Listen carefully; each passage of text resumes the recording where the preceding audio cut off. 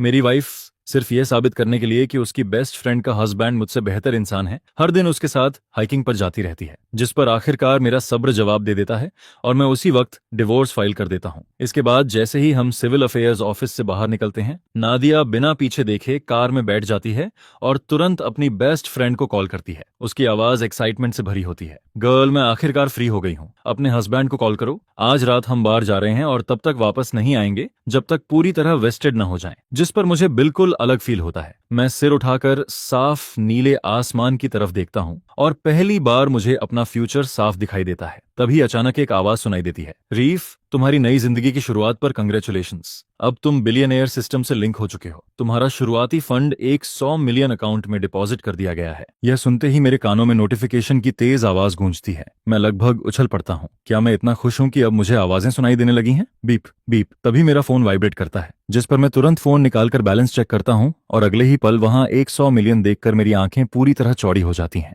मेरा दिल अंदर से बुरी तरह धड़क रहा होता है, लेकिन बाहर से मैं खुद को समहाउ कंट्रोल करके रखता हूँ। इसके बाद मैं एम्प्रेस स्पा की तरफ निकल पड़ता हूँ ताकि सारी नेगेटिव एनर्जी को बाहर निकाल सकूं। लेकिन जैसे ही मैं तीसरी मंजिल पर पहुंचता हूँ, तभी एक जानी पहचानी आवाज सुनाई देती है, रीफ, क्या वो तुम हो? जिस पर मैं तुरंत पीछे मुड़ता हूँ और सामने ऐसे इंसान को देखता हूँ जिसे मैं अभी बिल्कुल नहीं देखना चाहता था। वह लिली होती है, नादिया की बेस्ट फ्रेंड। लूज स्पा रॉब में होने के बावजूद उसकी फिगर को इग्नोर करना लगभग इम्पॉसिबल होता है। मैं एक नजर उसकी तरफ देखता हूँ और तुरंत नजरें हटा लेता हूँ। लिली, क्या कोइंसिडेंस है? मेरे पास कहने के लिए इससे ज्यादा कुछ नहीं होता। जिस पर लिली हल्की सी मुस्कुराकर कहती है, मुझे भी उम्मीद नहीं थी कि यहाँ तुमसे मुलाकात हो जाएगी। उसकी आवाज में थोड़ी ऑकवर्डनेस होती है, लेकिन साथ ही एक अजीब सा थ्रिल भी छिपा होता है। आखिर उसकी बेस्ट फ्रेंड नादिया अभी अभी डिवोर्स लेकर अलग हुई है और अब वह उसी एक्स हस्बैंड से ऐसी जगह पर मिल रही होती है। उसे ऐसा फील होता है जैसे वह कोई ऐसी लाइन क्रॉस कर रही हो जो उसे कभी क्रॉस नहीं करनी चाहिए थी। इसके बाद लिली कहती है, हे, मैंने अभी तुम्हारे और नादिया के बारे में सुना। सच में बहुत अफसोस की बात है। इतने सालों बाद मैंने कभी नहीं सोचा था कि बात यहाँ तक पहुंचेगी। जिसके जवाब में मैं सिर हिलाकर कहता हूँ, सॉरी फील करने की जरूरत नहीं है। तुम जानती हो हमारे बीच चीजें कैसी थीं।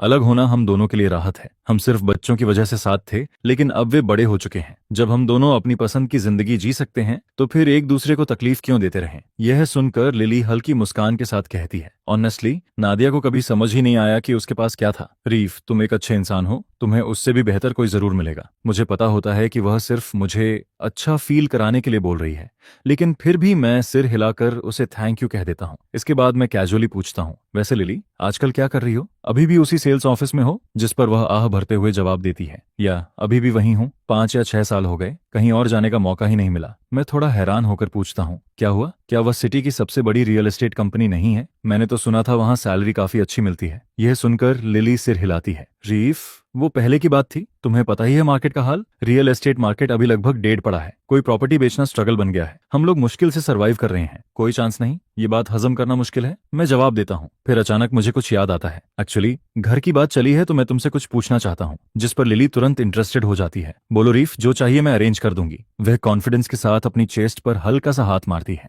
धप धप, जिसे देखकर मेरा दिल एक पल के लिए बीट मिस कर देता है। मैं जल्दी से नजरें हटाकर पूछता हूँ, क्या तुम्हारे पास कोई फुली फर्निश्ड यूनिट है जिसमें सीधे शिफ्ट हुआ जा सके? यह सुनते ही उसकी आंखें चमक उठती हैं।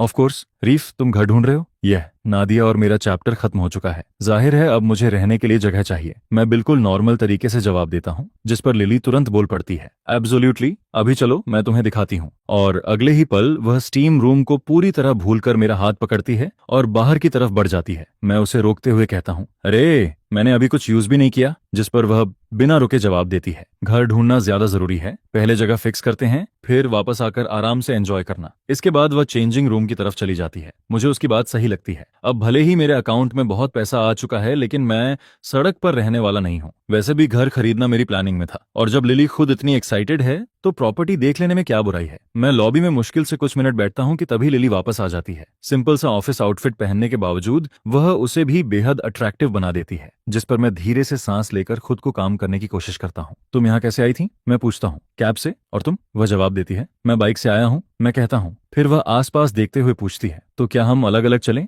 और ऑफिस के बाहर मिले? लेकिन मैं जवाब देने के बजाय अपनी नई टी मैक्स 560 की तरफ बढ़ जाता हूँ, जिसे देखकर लिली अचानक रुक जाती है। रुको, क्या ये तुम्हारी राइड है? ये अभी हाल ही में खरीदी है। मैं हेलमेट पहनते हुए कैजुअली जवाब देता हूँ, जिस पर उसकी नजरें पूरी बाइक पर घूमती रहती हैं। ये तो बहुत कूल है। इसकी कीमत कितनी होगी? उसे मोटरसाइकिल्स की ज्यादा जानकारी नहीं होती, लेकिन ये देखकर साफ समझ आ रहा होता है कि यह कोई सस्ती मशीन नहीं है। तभी बगल में एक हार्ले आकर रुकती है। राइडर हेलमेट उतारते हुए कहता है, ब्रो कमाल की राइड है। ये नई टी मैक्स 560 है ना? मैं सिर हिलाता हूँ, जिस पर वह आगे कहता है, इसे खरीदना आसान नहीं होता। ऑन रोड कम से कम 170 से 180,000 तक जाती होगी। उसने यह बात कैजुअली कही होती है, लेकिन लिली एक एक शब्द सुन लेती है। जैसे ही उसे पता चलता है कि इस मोटरसाइकिल की कीमत इतनी ज्यादा है, उसकी आंखें पूरी तरह फैल जाती हैं। वह 6 साल से ज्यादा समय से हेन रियल्टी में काम कर रही होती है। पिछले साल उसने बहुत सोचने के बाद इंस्टॉलमेंट्स पर एक छोटी हैचबैक खरीदी थी, लेकिन यहाँ एक टू व्हीलर की कीमत ही उसकी 2 कारों के बराबर निकल रही होती है। वह समझ ही नहीं पाती कि यह कैसे पॉसिबल है। फिर उसकी नजर मेरी तरफ जाती है, और यहीं उसे सबसे बड़ा शौक लगता है। नादिया हमेशा कहती थी कि मैं अपनी पूरी सैलरी हर महीने घर दे देता हूँ, खुद पर 500 से ज्यादा कभी खर्च नहीं करता। लेकिन अब मैं डिवोर्स के तुरंत बाद डिजाइनर क्लॉथ्स पहने खड़ा होता हूँ और एक एक्सपेंसिव मोटरसाइकिल चला रहा होता हूँ, जिस पर लिली के दिमाग में सवाल उठने लगते हैं। क्या रीफ सीक्रेटली रिच है? क्या वह इतने सालों से सिर्फ सिंपल बनने का नाटक कर रहा था? लेकिन नादिया काफी स्मार्ट थी, फिर वह इतने सालों तक यह बात कैसे नहीं समझ पाई? ये सोचकर लिली को लगता है जैसे उसने किसी बहुत बड़े सीक्रेट की झलक देख ली हो। इसके बाद वह अचानक पूछती है, रीफ क्या मैं तुम्हारे साथ राइड कर सकती हूँ? कैब ढूंढना बहुत हेडेक है और ये ज्यादा फास्ट भी रहेगा। श्योर, बैठ जाओ। मैं ज्यादा सोचे बिना जवाब देता हूँ और पीछे वाली सीट पर हाथ मारकर उसे बुलाता हूँ, जिस पर लिली बाइक पर बैठ जाती है।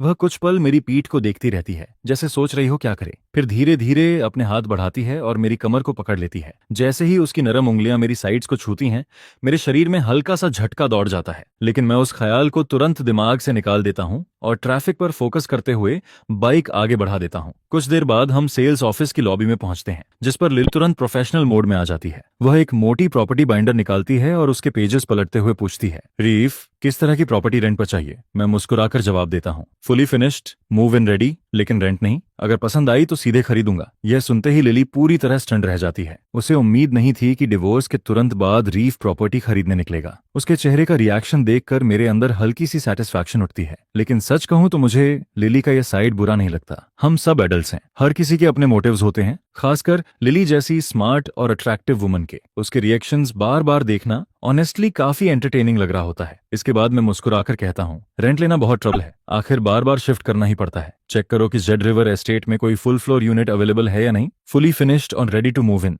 मैं रेनोवेशन के झंझट में नहीं पड़ना चाहता। यह सुनते ही लिली को लगता है शायद उसने गलत सुना है। Z river estate? वह मन ही मन दोहराती है, क्योंकि जेड रिवर एस्टेट पूरे सिटी का सबसे प्रेस्टिजियस रेजिडेंशियल एड्रेस माना जाता है। रिवर के किनारे, डाउनटाउन के बिल्कुल सेंटर में होने के बावजूद वहां प्राइवेसी और शांति दोनों मिलती हैं। वहां ज्यादातर low rise elevator town homes होते हैं, जो 6 मंजिल से ज्यादा ऊंचे नहीं होते, और सबसे बीच में मौजूद क्राउन यूनिट्स तो और भी शानदार होते हैं। विशाल फुल फ्लोर सूट्स, जिनका एरिया 600 स्क्वायर मीटर से भी ज्यादा होता है। लिली पहले भी क्लाइंट्स को जेड रिवर एस्टेट के मॉडल यूनिट्स 2 बार दिखा चुकी होती है, जिस पर हर बार वहां की लग्जरी देखकर उसकी सांसें तक रुक जाती थीं और दिल में जेल सी भर जाती थी। लेकिन अब वही रीफ, जो हमेशा दुनिया का सबसे सिंपल और माइल्ड मैनर्ड इंसान लगता था, जेड रिवर एस्टेट का पूरा फुल फ्लोर यूनिट खरीदने की बात कर रहा होता है, जिस पर उसे खुद यकीन नहीं होता कि वह सपना देख रही है या हकीकत। रीफ, तुम मेरे साथ मजाक तो नहीं कर रहे हो ना? लिली हकलाते हुए पूछती है। जेड रिवर एस्टेट में प्राइस लगभग 30,000 पर स्क्वायर मीटर है। सबसे छोटा फुल फ्लोर यूनिट भी 200 स्क्वायर मीटर से ऊपर शुरू होता है, जिस पर मैं भौं उठाकर कहता हूँ, सिर्फ 200? ये तो थोड़ा छोटा है। मैं कुछ याद करते हुए आगे कहता हूँ, मुझे याद है ओरिजिनल मार्केटिंग मटेरियल में सेंटर ब्लॉक वाला crown unit 680 square metre fully furnished बताया गया था। क्या वह अभी भी अवेलेबल है? यह सुनते ही लिली की आवाज लड़खड़ा जाती है।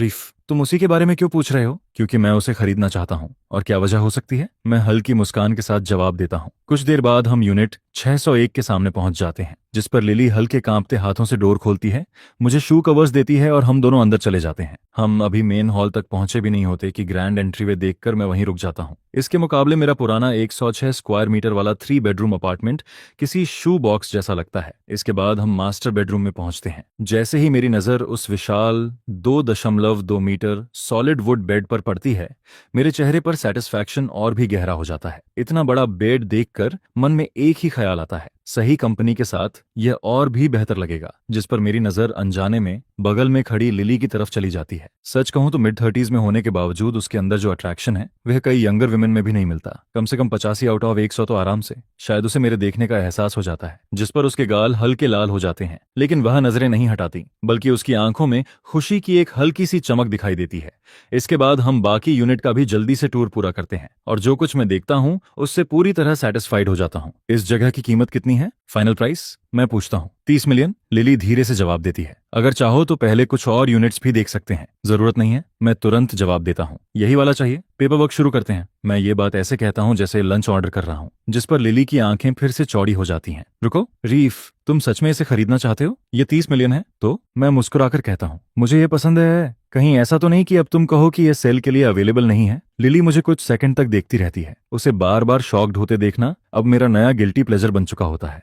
आखिरकार वह धीरे से सिर हिलाती है और पेपर वर्क कंप्लीट करने के लिए मेरे साथ नीचे चली जाती है। पूरे रास्ते वह जैसे किसी ट्रांस में होती है और तभी होश में आती है जब मैं अपना कार्ड निकालता हूँ। जेड रिवर एस्टेट का crown unit, sale price 30 million. यह डील पूरी सेल्स ऑफिस में हलचल मचा देती है। पूरा सेल्स फ्लोर हमारे आसपास इकट्ठा हो जाता है।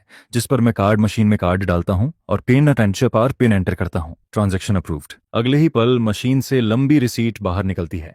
कंग्रेचुलेशंस मिस्टर रीफ, अब आप जेड रिवर एस्टेट के सबसे डिस्टिंग्विश्ड रेजिडेंट हैं। मैनेजर पूरे स्टाफ के साथ झुककर मुझे कंग्रेचुलेट करता है, जिस पर सबके चेहरों पर एक ही एक्सप्रेशन होता है, यह सच में बिक गया, वाकई बिक गया। लिली यह सब देखकर मुश्किल से निकल पाती है। तभी मैनेजर उसकी तरफ मुड़ता है। लिली, मिस्टर रीफ अब हमारे सबसे इंपॉर्टेंट रेजिडेंट हैं। आज से तुम उनकी डेडिकेटेड कॉन्टैक्ट पर्सन रहोगी। मिस्टर रीफ को जो भी चाहिए होगा तुम उसे पूरा करोगी। No exceptions. मैनेजर पूरी सीरियसनेस के साथ यह बात कहता है, जिस पर खासकर नो एक्सेप्शंस वाले शब्द लिली के दिमाग में अलग ही असर छोड़ते हैं। उसके चेहरे पर तुरंत लालिमा फैल जाती है और वह धीरे से सिर हिला देती है। इसके बाद हम हगन रियल्टी से बाहर निकलते हैं। लिली फिर से मोटरसाइकिल के पीछे बैठ जाती है, लेकिन इस बार वह बिना किसी हेजिटेशन के मेरी कमर पकड़ लेती है। जैसे ही इंजन स्टार्ट होता है वह कुछ सेकंड रुकती है और फिर धीरे से खुद को मेरी पीठ से सटा लेती है। मैं रोड पर फोकस कर रहा होता हूं कि तभी अपनी पीठ के दोनों तरफ नरम और गर्म प्रेशर महसूस करता हूं, जिस पर मेरे हाथ लगभग हैंडलबार से फिसल जाते हैं। अच्छी बात यह होती है कि बाइक की स्टेबिलिटी कमाल की होती है, वरना बड़ा एक्सीडेंट हो सकता था। पीछे बैठी लिली का दिल तेजी से धड़क रहा होता है। वह खुद को सीधा बैठाने की कोशिश करती है, लेकिन अगले ही पल जेड रिवर एस्टेट का 680 स्क्वायर मीटर वाला क्राउन यूनिट उसके दिमाग में घूम जाता है और फिर वह खुद को दूर नहीं कर पाती।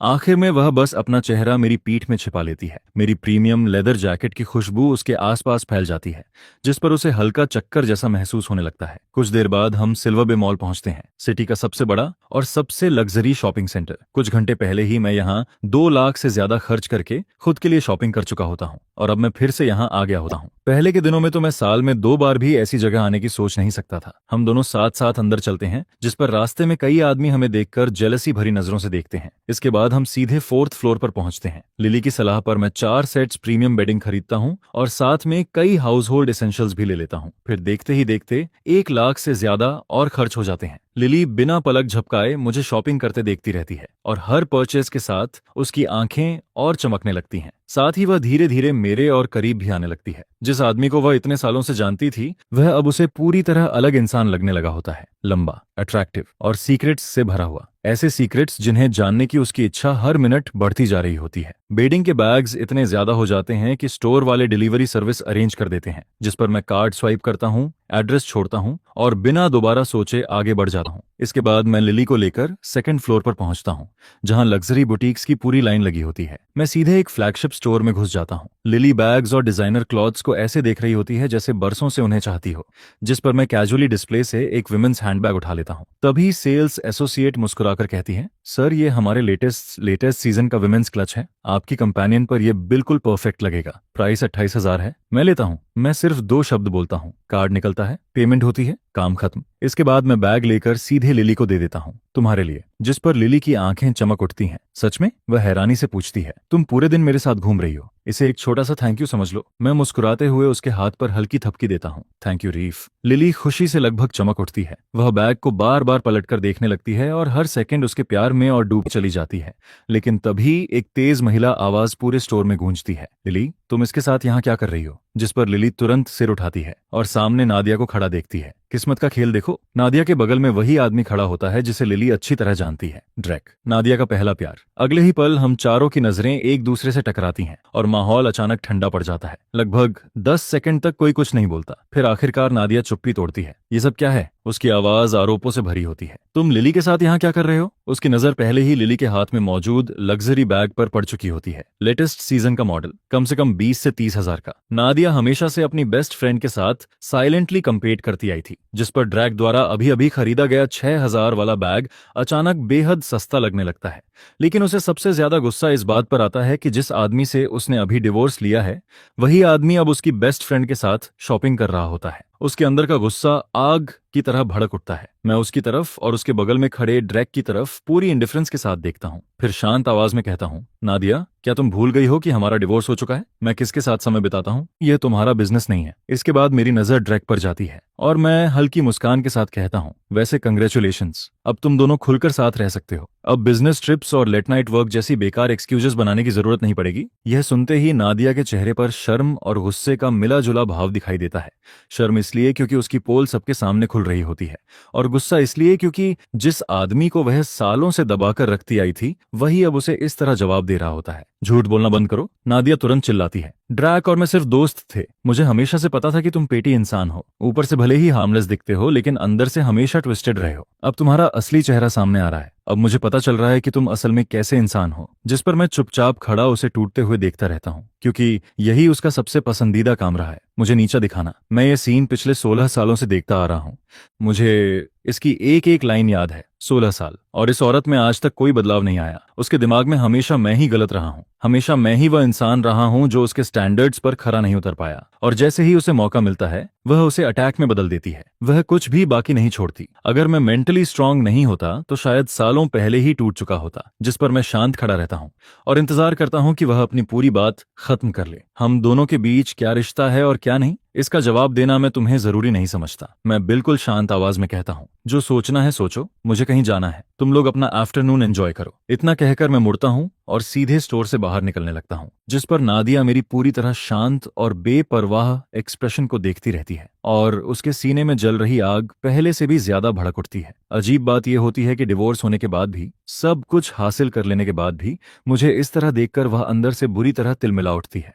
वही आदमी जिसे उसने हमेशा वर्थलेस समझा, वही आदमी जिसे उसने कभी सीरियस लिया ही नहीं, आज वही आदमी उसे पूरी तरह इग्नोर कर रहा होता है। जिस पर उसके मन में एक ही सवाल घूमता है, इसमें आखिर ऐसा क्या है जिस पर इसे गर्व हो रहा है? उसे पूरा यकीन था कि ड्रैक के साथ खुद को देखकर मैं टूट जाऊंगा। उसे उम्मीद थी कि मेरे चेहरे पर रिग्रेट होगा, जेलसी होगी, गुस्सा होगा, लेकिन उसे कुछ भी नहीं मिलता। एक भी रिएक्शन नहीं, एक भी ऐसी चीज नहीं जो वह देखना चाहती थी। और सबसे बड़ी बात, डिवोर्स वाले दिन ही मैं किसी दूसरी वुमन के साथ शॉपिंग कर रहा होता हूँ, और वह वुमन उसकी खुद की बेस्ट फ्रेंड निकलती है। यह सोचकर नादिया का गुस्सा और बढ़ जाता है। जैसे ही मैं उसके पास से निकलता हूँ, वह खुद को रोक नहीं पाती और मेरा हाथ पकड़ लेती है। मेरी बात सुनो, वह गुस्से में कहती है। जब तक यह बात क्लियर नहीं होती, तुम कहीं नहीं जा रहे। जिस पर मैं भौहें सिकोड़कर उसकी तरफ देखता हूँ। नादिया, तुम्हें हुआ क्या है? क्या है? हमारा डिवोर्स हो चुका है, अब हमारा एक दूसरे से कोई लेना देना नहीं है। क्या मुझे यह बात तुम्हें बार बार याद दिलानी पड़ेगी? लेकिन नादिया मेरी बात सुन ही नहीं रही होती, क्योंकि उसी समय उसकी नजर मेरी जैकेट पर पड़ती है, और अगले ही पल वह वहीं ठिठक जाती है।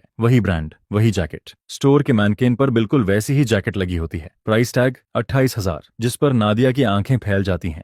बाकी कपड़े भी किसी तरह सस्ते नहीं लग रहे होते। लग्जरी ब्रांड्स की पहचान करने में तालिया हमेशा माहिर रही है, इसलिए वह तुरंत समझ जाती है कि मैं जो पहन रहा हूँ वह सब बेहद महंगा है, और यह देखकर उसके अंदर का गुस्सा फिर से भड़क उठता है। मैं इतने महंगे कपड़े पहन रहा हूँ, जबकि वह खुद कभी इतनी रकम खर्च करने की हिम्मत नहीं कर पाई। उसकी सबसे महंगी ड्रेस भी मुश्किल से 10,000 से थोड़ी ज्यादा की थी। गुस्से में वह यह तक भूल जाती है कि मेरे लिए जो कपड़े वह खरीदती थी वे ज्यादातर चीप ऑनलाइन डील्स होते थे, मुश्किल से कुछ 100 युआन के, कभी कभार ही थोड़ा महंगे। तभी वह लगभग चिल्लाते हुए कहती है, ओह, तो ये बात है, तुम इतने सालों से मुझसे पैसे छिपा रहे थे इन्हीं कपड़ों पर खर्च करने के लिए। पैसे कहाँ से आए? कितना पैसा छिपा कर रखा हुआ है? मुझे जवाब दो। जिस पर मैं उसे कुछ सेकंड तक देखता रहता हूँ। नादिया, मैं धीरे से कहता हूँ, एक बार फिर याद दिला दूं, हमारा डिवोर्स हो चुका है। मैं क्या पहनता हूँ और किसके साथ रहता हूँ इसका तुमसे कोई लेना देना नहीं है। तुम्हें नहीं लगता कि तुम अपनी लिमिट्स क्रॉस कर रही हो? इसके बाद मेरी नजर पीछे खड़ी लिली पर जाती है। वह पूरी तरह कंफ्यूज्ड खड़ी होती है, जिस पर मेरे होंठों पर हल्की मुस्कान आ जाती है। मैं हाथ हिलाकर उसे अपनी तरफ बुलाता हूँ,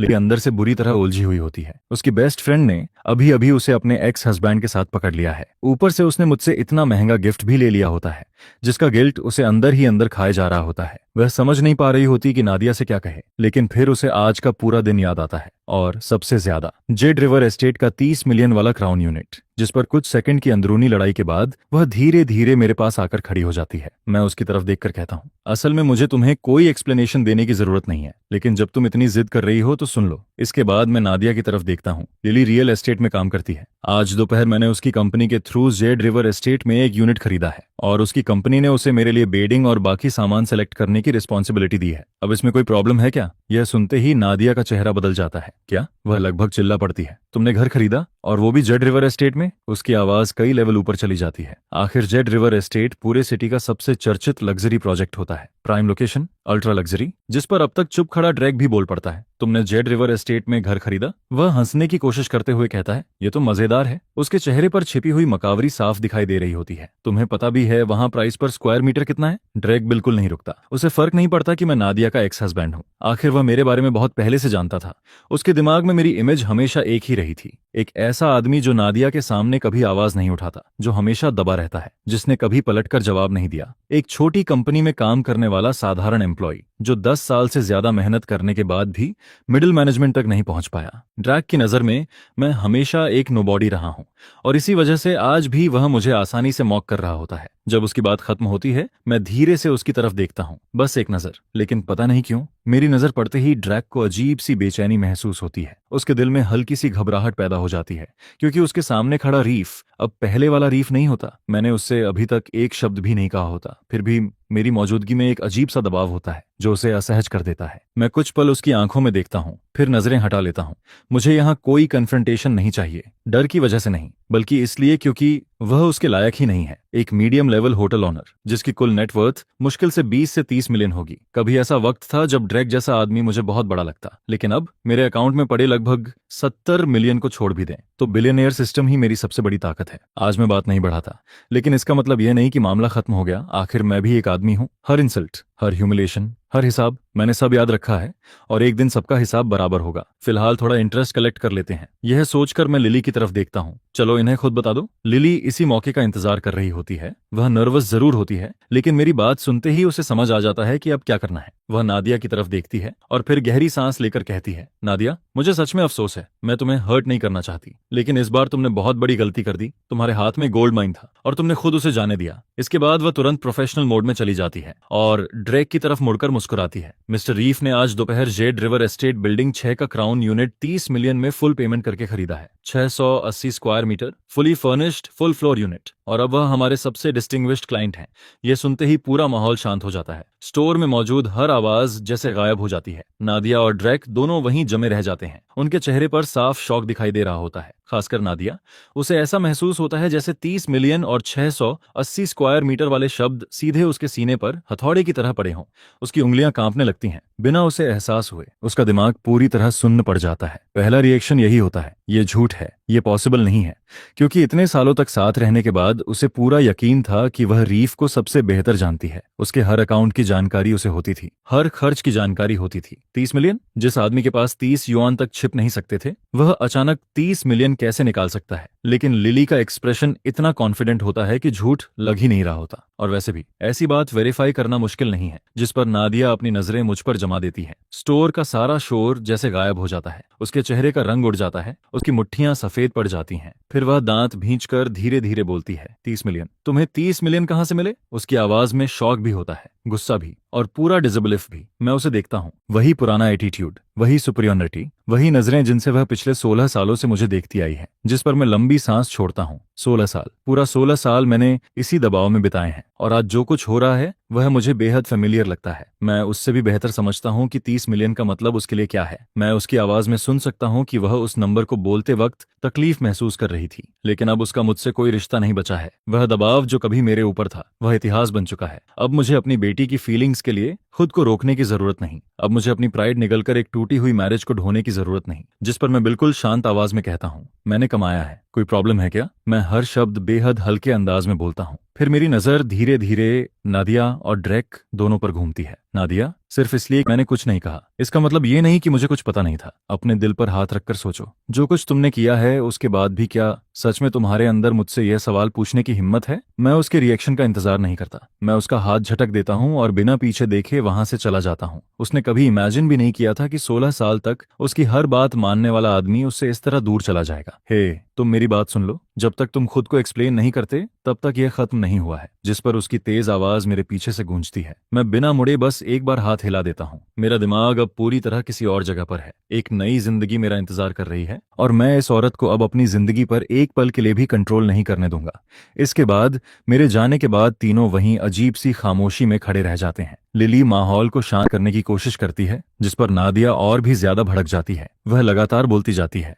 उसे इस बात की बिल्कुल परवाह नहीं होती कि आसपास लोगों की भीड़ जमा हो रही है। वह हमारी शादी में मेरी हर उस गलती को गिनाना शुरू कर देती है जो उसके हिसाब से मैंने की थी। यह देखकर लिली बिल्कुल शांत खड़ी रहती है और मन ही मन धीरे से सिर हिलाती है। वह नादिया को काफी समय से जानती है और उसके गुस्से को अच्छी तरह समझती है, लेकिन आज रीफ ने जो किया, यानी कैश में उस पेंट हाउस को खरीद लिया, उसने नादिया के दिल पर ऐसी चोट की है जैसी पहले कभी किसी चीज ने नहीं की थी। वरना वह कभी भी खुद को इतने लोगों के सामने इस तरह बिखरने नहीं देती। आखिर उसकी पूरी जिंदगी उसकी इमेज के इर्द गिर्द ही घूमती है। वहीं दूसरी तरफ ड्रैक ठंडी नजरों से यह सब देख रहा होता है। जो कुछ वह देख रहा है उसे देखकर उसके चेहरे पर साफ इरिटेशन दिखाई देने लगती है। असल में नादिया के साथ उसका रिश्ता कभी भी सीरियस नहीं था। वह खूबसूरत थी, और यह बात कि वह किसी और की वाइफ थी उसके लिए एक अलग ही फॉरबिडन थ्रिल लेकर आती थी, जैसे कोई लाइन क्रॉस करने का रोमांच। लेकिन उसने कभी नहीं सोचा था कि नादिया सच में डिवोर्स ले लेगी, फिर खुशी से चमकती हुई उसके पास आएगी और मैरिज की बातें शुरू कर देगी। और अब ऊपर से मॉल के बीचों बीच यह मेल्टडाउन,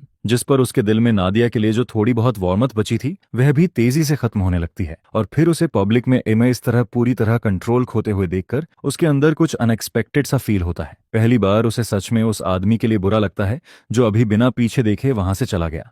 आखिर किसी ऐसे इंसान के साथ पूरे 16 साल तक रहना जो हर वक्त इतना एक्सप्लोजिव और इरेशनल हो, कोई आसान बात नहीं थी। इसके बाद उन दोनों में से कोई भी नादिया को पैक्ड मॉल के बीच और तमाशा करने नहीं देता। भीड़ लगातार बढ़ रही होती है, लोग आपस में बातें कर रहे होते हैं, और मॉल सिक्योरिटी भी उनकी तरफ बढ़ने लगती है, जिस पर दोनों उसे शांत करने की कोशिश करते हैं। कभी समझाते हैं, कभी मनाते हैं, और आखिरकार किसी तरह उसे वहां से लेकर चले जाते हैं। जब नादिया आखिरकार थोड़ी शांत होती है, तब लिली अकेले एक कैब लेती है और उस पुराने किराए के अपार्टमेंट में वापस लौट जाती है जहां वह कई सालों से रह रही है। देर रात वह अपने छोटे से सिंगल बेड पर लेटी करवटें बदलती रहती हैं। उसकी आंखों से नींद पूरी तरह गायब होती है। दोपहर के सारे सीन बार बार उसके दिमाग में घूम रहे होते हैं।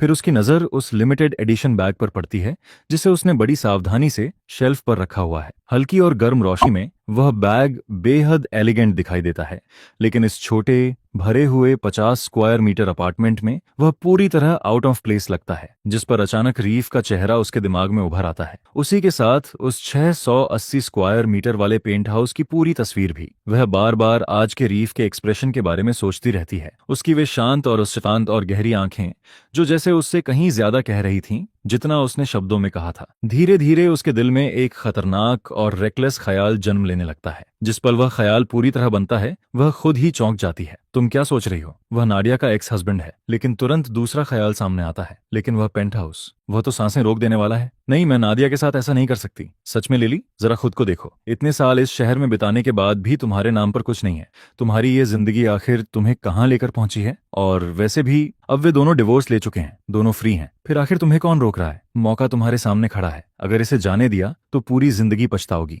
जिस पर उसके दिमाग की दोनों आवाजें लगातार एक दूसरे से लड़ती रहती हैं। काफी देर बाद लिली लंबी और गहरी सांस छोड़ती है। उसकी नजर फिर से शेल्फ पर रखे बैग की तरफ चली जाती है, जैसे उस बैग में कोई अजीब सी ताकत हो।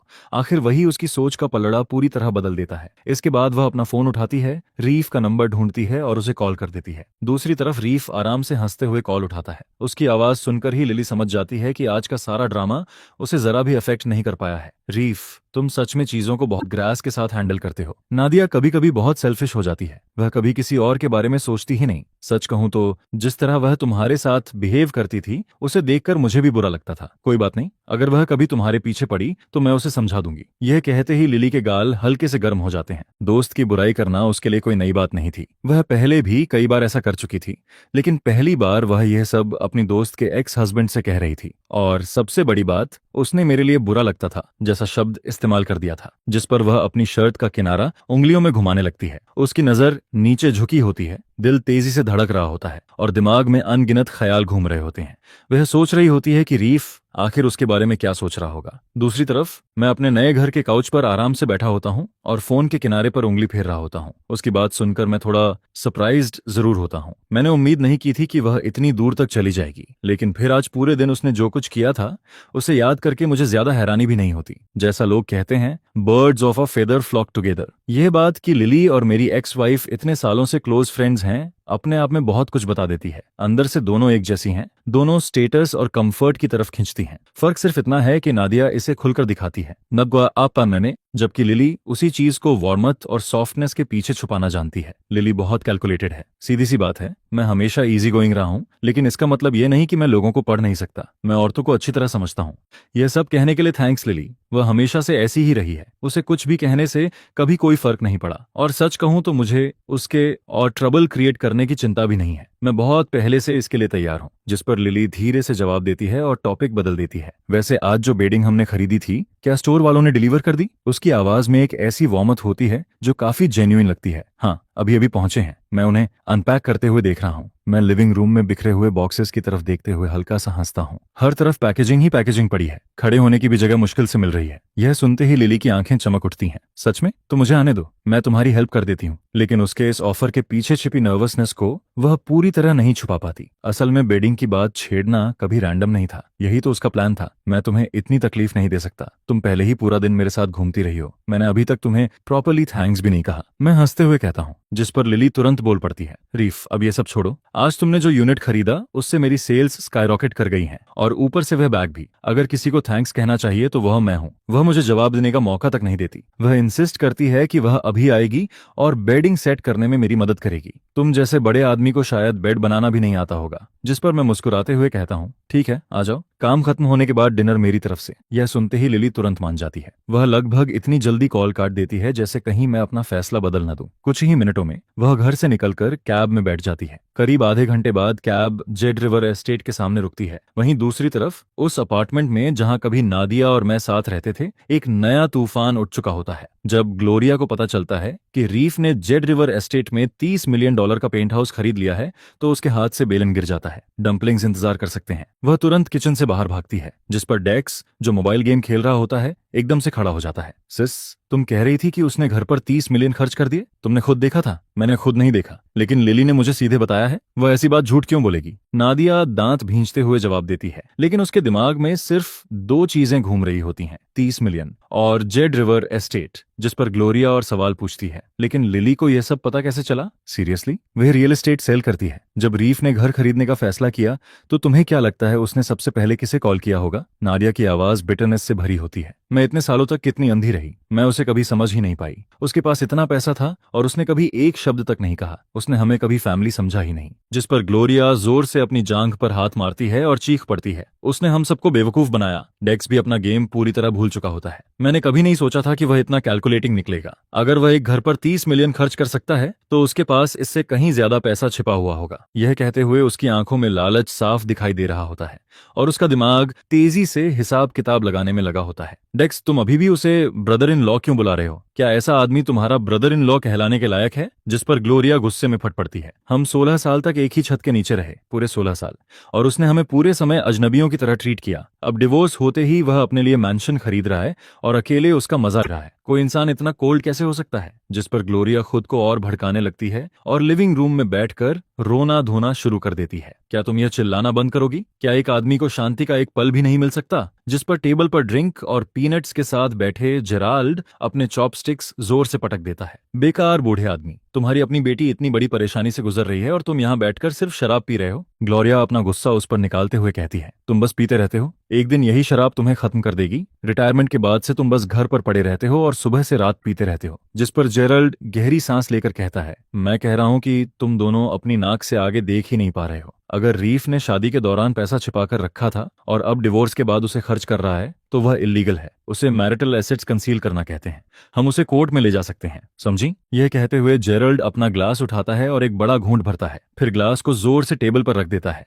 उसकी आवाज पूरे कमरे को एक पल के लिए शांत कर देती है, जिस पर के लिए काउच पर बैठे डेक्स की आंखें चौड़ी हो जाती हैं। डैड सही कह रहे हैं, मैंने ऐसे केसेस ऑनलाइन देखे हैं। उस आदमी के पास कोई ऑप्शन नहीं बचा था, उसे मिलियंस वापस देने पड़े थे। यह कहते हुए उसकी आंखें चमकने लगती हैं, जैसे वह अभी से उस पैसे को अपने हाथों में फील कर रहा हो। नादिया, तुम्हारे डैड सही कह रहे हैं, हमें उसके पीछे जाना चाहिए। हम उसे ऐसे नहीं जाने दे सकते। उसने जो भी पैसा छिपाया है उसका एक एक डॉलर निकलवाना होगा। जेराल्ड की बात सुनकर ग्लोरिया और ज्यादा उत्साहित हो जाती है। बिल्कुल सही, उसे जरा भी मर्सी नहीं मिलनी चाहिए। मैंने इस फैमिली में सालों बिताए और एक भी अच्छा दिन नहीं देखा। अब वो आराम की जिंदगी जिएगा? बिल्कुल नहीं। जिस पर नादिया कुछ नहीं कहती, लेकिन उसका दिमाग पहले ही पूरी प्लानिंग करने लगता है। जेराल्ड कुछ देर तक सोचता रहता है, उसके माथे पर गहरी लकीरें पड़ जाती हैं। फिर वह नादिया की तरफ देखकर कहता है, अभी रीफ के पास भागती हुई मत जाना। मैं पहले एक आदमी के साथ काम करता था, बाद में उसने बार एग्जाम पास कर लिया और अब वह लॉ फर्म में प्रैक्टिसिंग अटॉर्नी है। मैं कल उसे कॉल करता हूँ, तुम उससे मिलना और ठीक से समझना कि इस सिचुएशन को कैसे हैंडल करना है। जिसके जवाब में नादिया ठंडी आवाज में कहती है, ठीक है, मैं कल लॉयर से मिलूंगी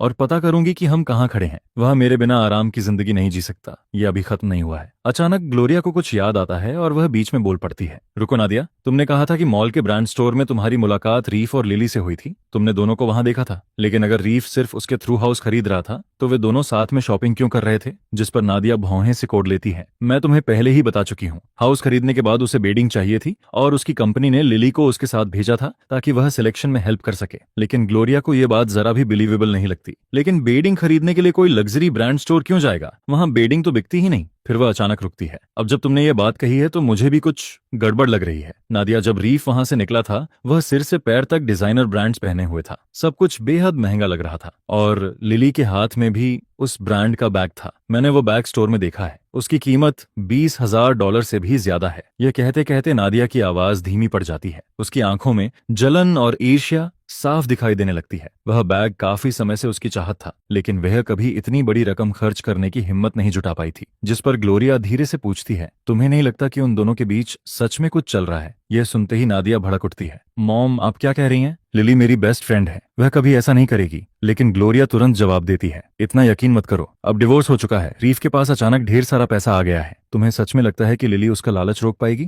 उसकी इनोसेंट एक्टिंग से धोखा मत खाना। वह औरत बहुत स्मार्ट है, जितना तुम सोचती हो उससे भी ज्यादा। ग्लोरिया अपनी बेटी के चेहरे पर आते जाते भावों को देख रही होती है और समझ जाती है कि उसकी बात निशाने पर लगी है। जिस पर वह और बोलना शुरू कर देती है, जरा लिली को देखो, वह हमेशा कैसे कपड़े पहनती है, हमेशा टाइट फिटिंग क्लॉथ्स। ऐसे में कौन सा आदमी अपनी नजरें सीधी रख पाएगा? ये सुनकर नादिया के अंदर गुस्सा और बेचैनी दोनों बढ़ने लगते हैं। उसकी मुट्ठियां कस जाती हैं, सीने में अजीब सा दबाव महसूस होने लगता है। फिर उसकी नजर अपने ही कपड़ों पर चली जाती है। वह उन सालों के बारे में सोचने लगती है जो उसने रीफ के साथ बिताए थे। उसे याद आता है कि रीफ ने बहुत कम बार उसके करीब आने की कोशिश की थी और कई बार वह रोते हुए उससे पूछ चुकी थी कि क्या वह उसे अट्रैक्टिव नहीं समझता। हर बार रीफ हाथ हिलाकर इस बात से इनकार कर देता था, लेकिन नादिया ने कभी सच में उसकी बात पर भरोसा नहीं किया। असल में इनसिक्योरिटी तब तक महसूस नहीं होती जब तक तुलना करने के लिए कोई मौजूद न हो। जब भी नादिया लिली के साथ होती थी वह उसकी कुछ चीजों से जलने लगती थी। लेकिन जैसे ही नादिया के चेहरे पर वह भावना दिखाई देती, लिली उसके पास आकर मुस्कुराते हुए कहती कि असल में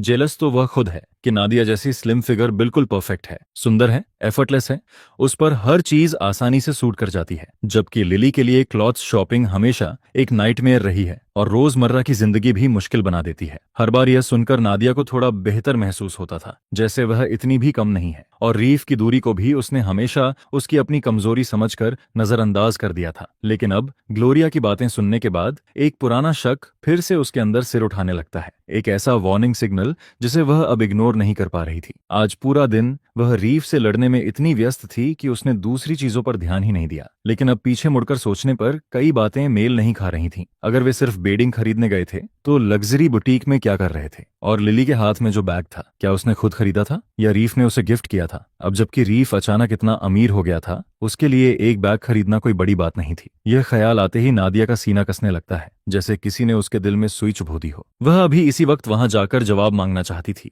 लेकिन वह जानती थी कि उसे जल्दबाजी नहीं करनी चाहिए। सबसे पहले उनका डिवोर्स हो चुका था, और उससे भी ज्यादा जरूरी बात यह थी कि फिलहाल उसका सबसे बड़ा टारगेट रीफ का पैसा था। उन दोनों के बीच कुछ चल रहा है या नहीं, यह बात की बात थी। पहले उसे वह हासिल करना था जो उसके हिसाब से उसका हक था। असल में लिली और रीफ को लेकर उसके मन में पहले भी शक रहा था। रीफ को लेकर उसे ज्यादा चिंता नहीं थी, वह हमेशा उससे ज्यादा चाहता था जितना वह दिखाता था। लेकिन लिली एक अलग मामला थी। उसकी माँ की बातों ने उसके पेट में बेचैनी की एक गांठ बांध दी थी। क्या होगा अगर लिली सच में रीफ के पीछे पड़ गई हो? सिर्फ यह सोचकर ही उसके अंदर जलन की लहर दौड़ जाती है, और वह ऐसी चीजें इमेजिन करने लगती है जिन्हें वह इमेजिन नहीं करना चाहती। लेकिन उसे यह नहीं पता होता कि जिस बात से वह डर रही है वह धीरे धीरे सच बनती जा रही है। जेड रिवर एस्टेट की बिल्डिंग 6 के क्राउन यूनिट में 680 स्क्वायर मीटर की लग्जरी से भरे उस पेंट हाउस के अंदर लिली बेड के ऊपर झुकी हुई पूरी मेहनत से मेरी मदद कर रही होती है। असल में डिलीवरी क्रू को पूरा सेटअप करना था, लेकिन लिली ने बहाना बनाकर कह दिया कि वे लोग पर्याप्त सावधानी से काम नहीं कर रहे हैं और उन्हें वापस भेज दिया। उसने उनसे लिविंग रूम का सारा पैकेजिंग ट्रैश उठवाया और बाकी काम खुद संभाल लिया, जिस पर वह अधूरी बेडिंग अपनी बाहों में भरकर इधर उधर काम करने लगती है। काफी देर तक स्ट्रगल करने के बाद भी वह डुवेट को उसके कवर में नहीं डाल पाती। आखिरकार वह हार मानकर आवाज लगाती है, रीफ इधर आओ, मास्टर बेडरूम का डवेट कवर बहुत बड़ा है, मैं इसे अकेले नहीं कर पा रही। वह बड़े फ्लफी डवेट और उसके कवर को पकड़े खड़ी होती है, कभी झुकती है, कभी खींचती है, कभी दूसरी तरफ से कोशिश करती है, लेकिन काम नहीं बनता। जिस पर वह बेबस हंसी के साथ मुझे बुलाती है। मैं मुस्कुराते हुए उसके पास जाता हूँ। यही होता है जब कोई सब कुछ अकेले करने की कोशिश करता है। ये कभी भी 1% जॉब नहीं था। आओ, मैं हेल्प करता हूँ। मैं यह काम पहले भी कई बार कर चुका हूँ। असल में जब लिली अकेले स्ट्रगल कर रही थी तब मैंने कई बार हेल्प करने की कोशिश की थी, लेकिन हर बार वह हंसते हुए मुझे रोक देती थी और कहती थी कि ऐसे डिटेल्ड काम पुरुषों के लिए नहीं बने हैं। आज लिली ने fitted white cotton T shirt पहन रखी थी जो उसके फिगर को साफ उभार रही थी, और हर बार जब वह आगे झुकती थी या बेड पर घुटनों के बल बैठती थी या किसी चीज तक पहुंचने के लिए आगे बढ़ती थी, उसकी हर कैजुअल मूवमेंट मेरे लिए ध्यान लगाना और मुश्किल बना रही थी। और सबसे हैरानी की बात यह थी कि लिली को देखे जाने से कोई परेशानी होती भी नहीं दिख रही थी, बल्कि उसकी कुछ मूवमेंट्स इतनी बोल्ड थीं कि कई बार मुझे खुद को संभालना पड़ रहा था, जिस पर मेरे मन में एक सवाल बार बार उठने लगता है, क्या वह यह सब जानबूझकर कर रही है? वह मुझे डुवे के कोने को आसानी से कवर के अंदर सेट करते हुए देखती है, जिस पर उसकी आंखें तुरंत चमक उठती हैं। देखा, मुझे पता था कि तुम यह कर लोगे, वह मुस्कुराते हुए कहती है, जिस पर मैं एक भौं उठाता हूँ, उसे हल्की सी नजर से देखता हूँ, लेकिन कुछ नहीं कहता। इसके बाद हम दोनों मिलकर कुछ ही मिनटों में पूरा बेड तैयार कर देते हैं। मैं नीटली बने हुए बेड को देखकर मुस्कुराता हूँ। हे, हम काफी देर से ये सब कर रहे हैं, तुम जरूर थक गई होगी। वैसे भी डिनर का टाइम हो गया है, चलो कुछ खाने चलते हैं। खाने का नाम सुनते ही लिली का चेहरा खिल उठता है। वह तुरंत बेड से उछलकर नीचे उतर जाती है। यस यस रीफ, तुमने मुझे एक प्रॉपर डिनर का प्रॉमिस किया था, और कोशिश भी मत करना कि किसी स्ट्रीट नूडल्स को रियल डिनर बोलकर बच निकलो। जिस पर मैं उसकी एक्साइटमेंट देखकर हंस पड़ता हूँ। चलो बताओ तो सही, मैं कब चीप रहा हूँ? इसके बाद हम दोनों कपड़े बदलते हैं और साथ में नीचे चले जाते हैं। मैं मोटरसाइकिल बाहर निकालता हूँ, की घुमाता हूँ और इंजन स्टार्ट कर देता हूँ, जिस पर लिली ऐसे पीछे बैठती है जैसे बाइक उसी की हो। वह सीट पर हाथ फेरती है और नाटकीय अंदाज में बोल उठती है, रीफ इस बाइक की सीट तो पागलों जैसी कंफर्टेबल है, इतनी महंगी बाइक के साथ आर्ग्यू भी नहीं कर सकते। कसम से ये तो किसी भी कार सीट से ज्यादा कंफर्टेबल लग रही है। जिस पर मैं हंसकर कहता हूँ, सच में इतनी सॉफ्ट है? तुम आज ये बात पहले भी बोल चुकी हो। मैं उसे हेलमेट देता हूँ और उसके पहनने का इंतजार करता हूँ, मुझे इससे कभी बोर नहीं होगा। लिली हंसते हुए स्ट्रैप बांधती है, फिर मैं सीट पर हल्का सा टैप करके कहता हूँ, जब भी राइड करनी हो बस मुझे कॉल कर देना, मैं तुम्हें कहीं भी घुमाने ले जाऊंगा। जिस पर लिली तुरंत मेरा मतलब समझ जाती है और अपनी बाहें मेरी कमर के चारों तरफ लपेट देती है। इसके बाद हम कॉम्प्लेक्स से बाहर निकलते हैं और सिर्फ 2 मिनट में पेडेस्ट्रियन स्ट्रीट पहुंच जाते हैं। मैं बाइक को मेन एरिया की तरफ मोड़ता हूं और पेनिनसुला बिस्ट्रो चुनता हूं।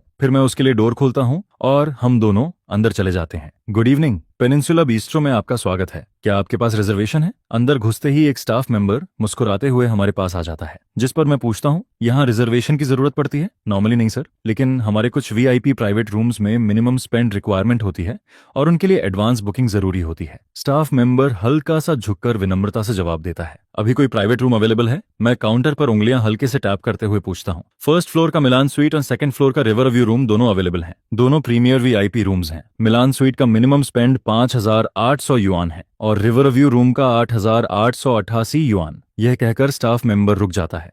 उसे लगता है कि शायद मैं प्राइस सुनकर सोच में पड़ गया हूं, जिस पर वह जल्दी से जोड़ता है, सर मैं डाइनिंग एरिया में भी जगह अवेलेबल है, सिर्फ 2 गेस्ट्स के लिए, वह भी काफी अच्छा रहेगा। लेकिन मैं सिर हिला देता हूं, नहीं, सेकंड फ्लोर। असल में मैं प्राइस की वजह से नहीं रुका था, यह मेरी यहाँ पहली विजिट थी और इस जगह की एलिगेंस ने मुझे एक पल के लिए इम्प्रेस कर दिया था। अब 8,888 युआन का मिनिमम स्पेंड मेरे लिए कोई बड़ी बात नहीं थी, यह तो पॉकेट चेंज जैसा था। लेकिन जैसे ही लिली ये अमाउंट सुनती है, वह तुरंत बोल पड़ती है, ओ नो रीफ, इतना खर्च करने की जरूरत नहीं है, हम मेन एरिया में भी बैठ सकते हैं। जिस पर मैं मुस्कुराते हुए कहता हूँ, क्या तुमने वह कहावत नहीं सुनी, जब कोई वुमन कहती है कि उसे कुछ भी चलेगा तो उसका मतलब कभी भी कुछ भी नहीं होता। यह सुनकर लिली होंठ फुला लेती है, तुम इम्पॉसिबल हो रीफ। मेरा मतलब वह नहीं था, लेकिन मैं हंसकर बात खत्म कर देता हूँ, बस फैसला हो गया, हमें ऊपर ले चलिए। मेरे टोन में ऐसी फर्मनेस होती है कि बहस की कोई गुंजाइश नहीं बचती। Of course sir, ma'am please follow me. जिस पर स्टाफ मेंबर मुस्कुराते हुए हमें ऊपर ले जाता है और अभी जो प्लेफुल टीजिंग हमारे बीच हुई थी, लिली ऐसे बिहेव करती है जैसे उसने नोटिस ही ना किया हो। कुछ देर बाद हम प्राइवेट रूम के अंदर पहुंच जाते हैं। रीफ, ये जगह तो कमाल की है, सच में अमेजिंग।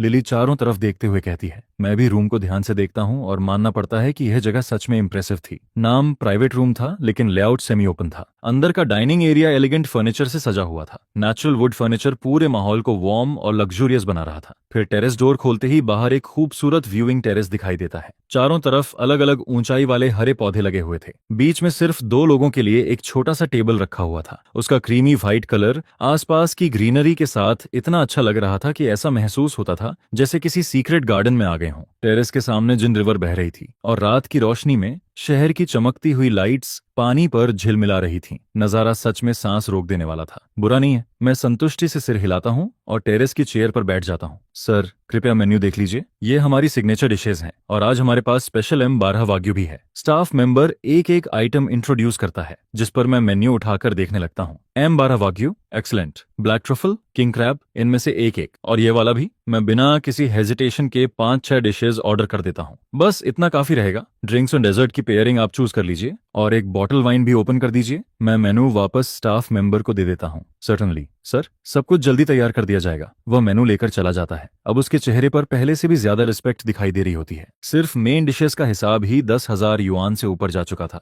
उसके ऊपर 6,000 युआन से ज्यादा की वाइन। कुल बिल आसानी से 20,000 युआन के करीब पहुंचने वाला था।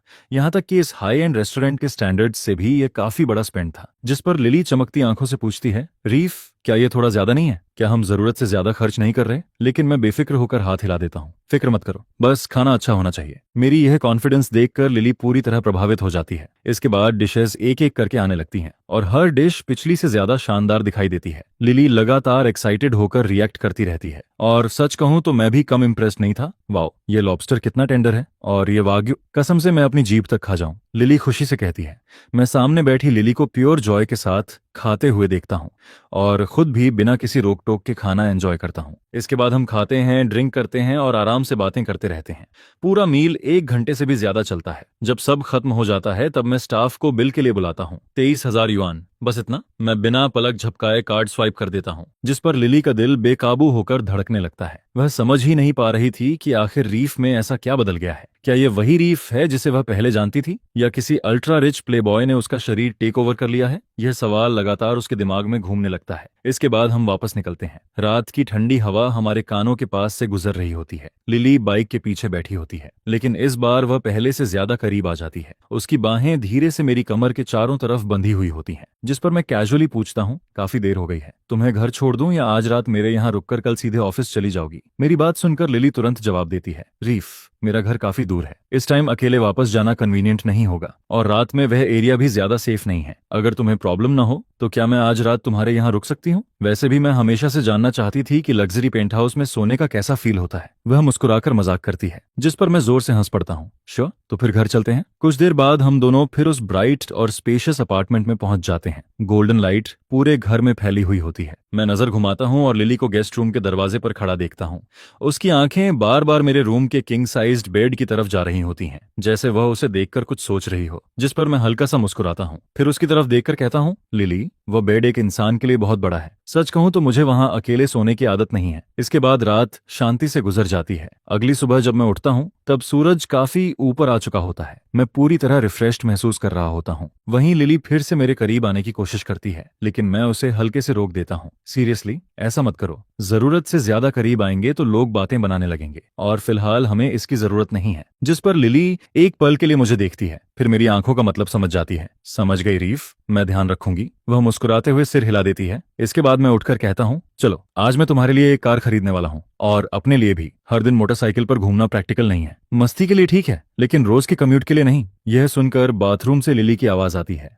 उसके मुंह में अभी भी टूथपेस्ट भरा होता है। क्या तुम अभी भी ऑफिस जाओगे? जिस पर मैं हंसकर जवाब देता हूँ, ऑफ कोर्स, ऐसे थोड़ी जॉब छोड़ सकता हूँ? वहां काम करते हुए मुझे बहुत साल हो चुके हैं, और सच कहूं तो वहां के लोगों से मुझे लगाव भी हो गया था। जिस पर मैं अपने ऑफिस के लोगों के बारे में सोचकर हल्का सा मुस्कुरा देता हूँ। रीफ, तुम कौन सी कार लेने वाले हो? लिली उत्सुकता से पूछती है। फ्लैगशिप सेडान, मैं बिना एक सेकंड गंवाए जवाब देता हूँ। जब मेरे पास कुछ भी नहीं था तब मैं इसी कार का सपना देखा करता था, और अब जब मैं इसे आराम से खरीद सकता हूँ तो अपना वो सपना पूरा करने वाला हूँ। और मेरे लिए? लिली सिर थोड़ा टेढ़ा करते हुए पूछती है। एक मिड साइज सेडान, मैं कहता हूँ। वो क्यों? वह आगे पूछती है। क्योंकि वो नादिया की कार से एक साइज बड़ी है, मैं स्मर्क करते हुए जवाब देता हूँ। यह सुनकर लिली जोर से हंस पड़ती है। रीफ, तुम भी ना। जिसके बाद हम दोनों हंसते बोलते तैयार होते हैं और बाहर निकल जाते हैं। चूंकि आज कार खरीदनी है इसलिए बाइक लेकर नहीं जाते। बाहर से एक कैब लेते हैं और सीधे फुटडाउन के सबसे बड़े ईस्ट डिस्ट्रिक्ट ऑटो मार्केट पहुंच जाते हैं। वहां पहुंचकर हम सीधे टारगेट डीलरशिप में एंटर करते हैं। मैं लिली की कार के लिए पूरा कैश पेमेंट कर देता हूं,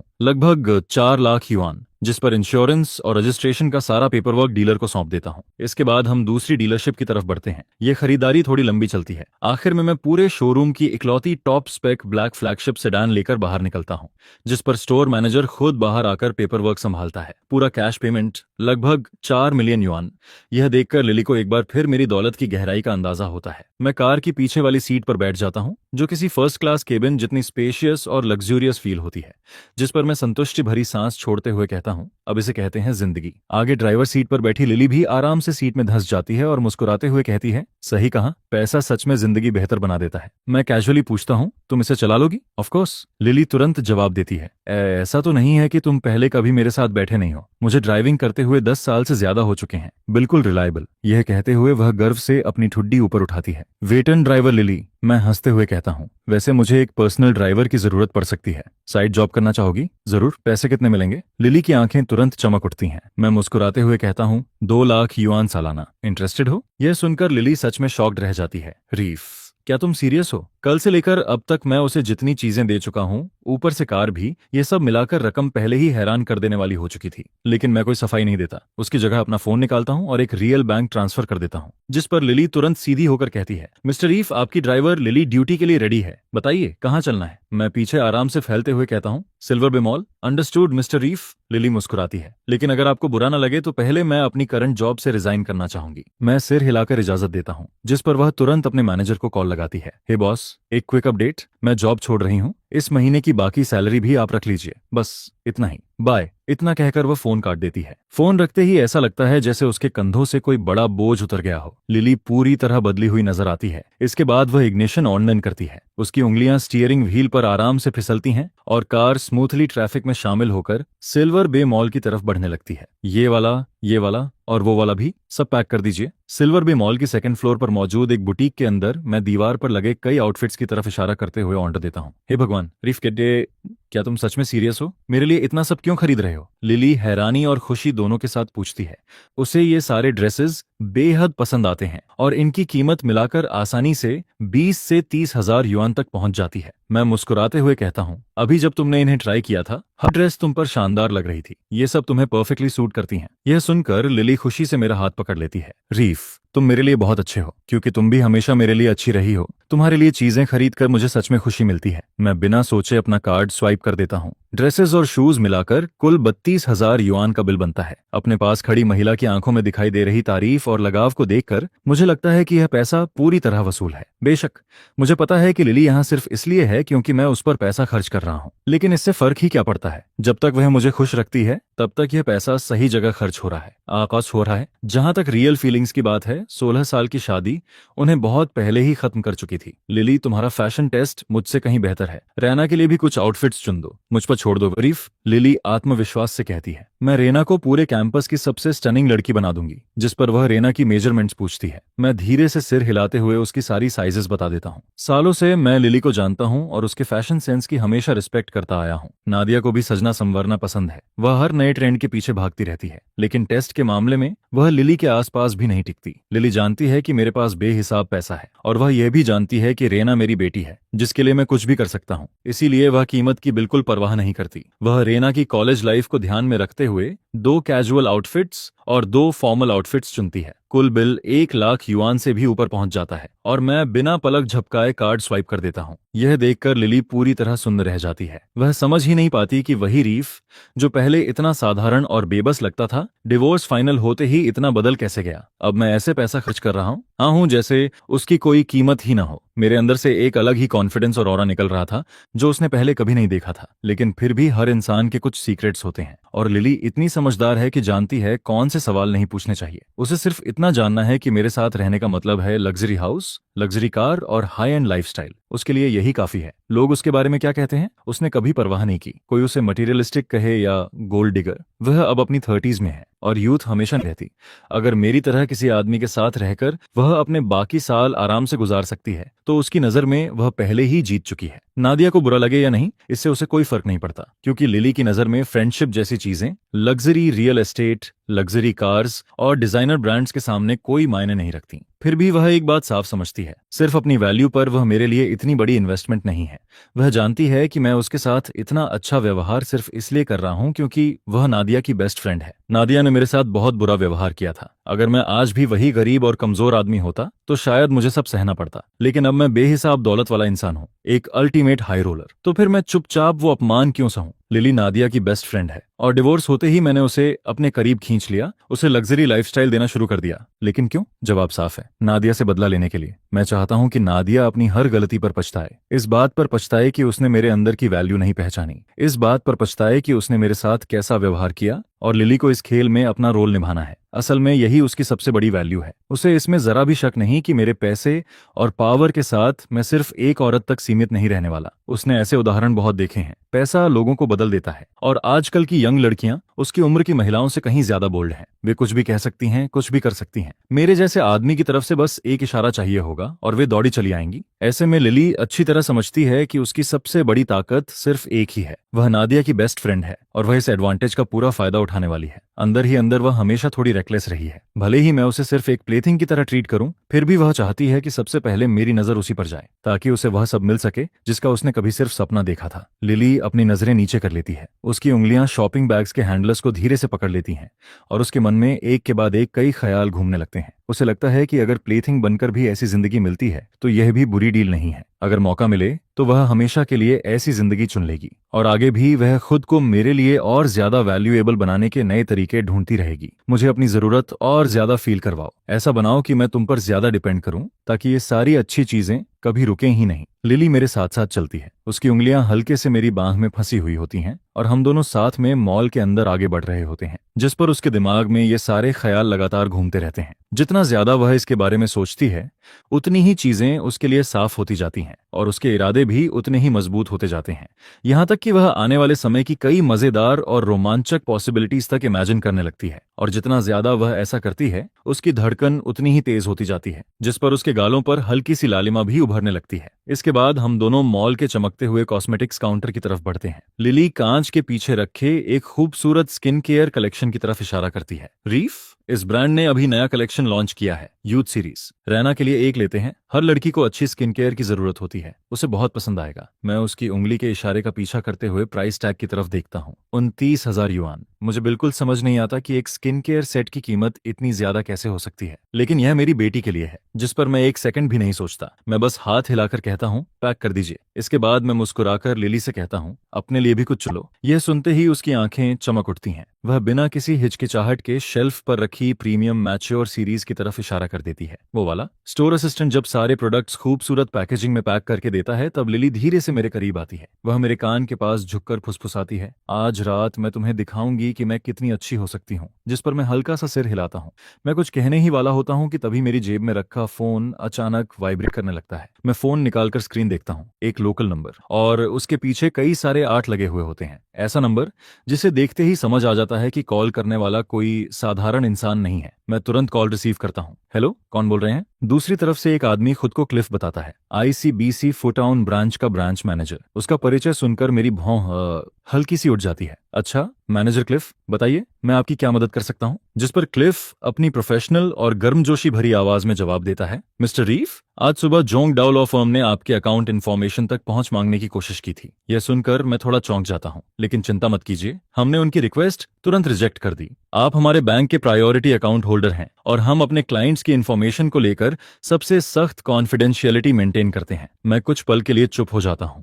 सच कहूं तो मैं खुद भी समझ नहीं पाता कि कोई लॉ फर्म मेरे बैंक रिकॉर्ड्स तक पहुंचने की कोशिश क्यों कर रही है। फिर भी मैं उसे धन्यवाद देता हूं। इसके बाद क्लिफ कहता है कि कुछ और बातें हैं जो वह आमने सामने डिस्कस करना पसंद करेगा और मुझे लंच के लिए इनवाइट करता है उसकी तरफ से। मैं कुछ सेकंड सोचता हूं, फिर बिना हिचकिचाए हामी भर देता हूं। अंदर से मुझे बिलियनियर सिस्टम पर कभी शक नहीं रहा। अगर वह पैसों का सोर्स तक क्लीन और एयरटाइट नहीं रख सकता, तो फिर वह सिस्टम कहलाने लायक ही नहीं होता। मुझे सिर्फ यह जानने की उत्सुकता है कि आखिर कोई लॉ फर्म मेरे पीछे क्यों पड़ी है। और सच कहूं तो एक बैंक मैनेजर जैसी कनेक्शन भी बुरी चीज नहीं होती। जिस पर मैं लिली से कहता हूं, आज की शॉपिंग यहीं खत्म करते हैं, तुम पहले घर जाकर सब सामान रख दो, मुझे लंच मीटिंग के लिए जाना है। लिली तुरंत सिर हिलाती है, बिल्कुल एक समझदार कंपेनियन की तरह।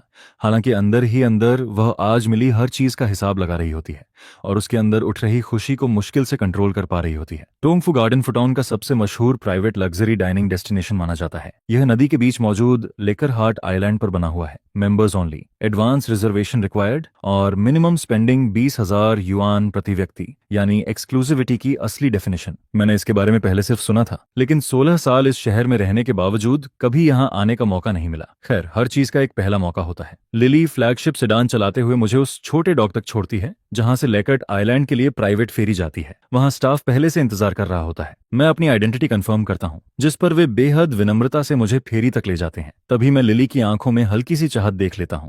मैं उसकी बांह पर हल्के से थपथपाता हूं। आज वाला ट्रिप बिजनेस के लिए है, लेकिन अगली बार सिर्फ खाना खाने के लिए तुम्हें यहाँ लेकर आऊंगा। सुना है यहाँ का हेयरी क्रैब कमाल का होता है। ये सुनकर लिली मुस्कुरा देती है। ठीक है, तब तक मैं अपना डेस्क पैक कर लेती हूँ और आज खरीदा हुआ सारा सामान घर पहुंचा देती हूँ। मैं सिर हिलाता हूँ।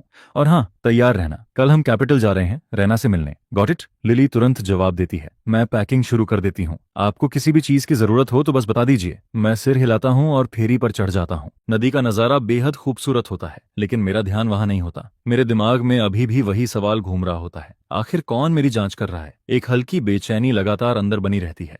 करीब 10 मिनट बाद फेरी आराम से लेक हार्ट आइलैंड पर पहुंचती है। मैं नीचे उतरता हूं और वहां इंतजार कर रहे स्टाफ मेंबर के पीछे चलने लगता हूं। पूरा आइलैंड हरियाली से भरा हुआ होता है। चारों तरफ खूबसूरत पेविलियंस और ट्रेडिशनल बिल्डिंग्स दिखाई देती हैं, जिन्हें देखकर किसी पुराने साउदर्न वाटर टाउन की याद आती है। हल्की नदी की हवा चलती है, जिस पर मेरे अंदर का तनाव धीरे धीरे कम होने लगता है। हम एक घुमावदार पत्थरों वाले रास्ते से गुजरते हैं और आखिरकार एक शानदार प्राइवेट कोर्टयार्ड के सामने पहुंचते हैं। ग्रे स्टोन वॉल्स, चमकती हुई ग्लेज्ड टाइल्स और सामने खुला हुआ लाल रंग का बड़ा गेट, जिसके पीछे बांस के पेड़ हवा में धीरे धीरे झूम रहे होते हैं। पूरा माहौल किसी क्लासिक सूझो स्टाइल गार्डन जैसा फील होता है। हम अंदर जाते हैं, ज्यादा दूर नहीं चलते कि एक खूबसूरत इनर कोर्टयार्ड में पहुंच जाते हैं।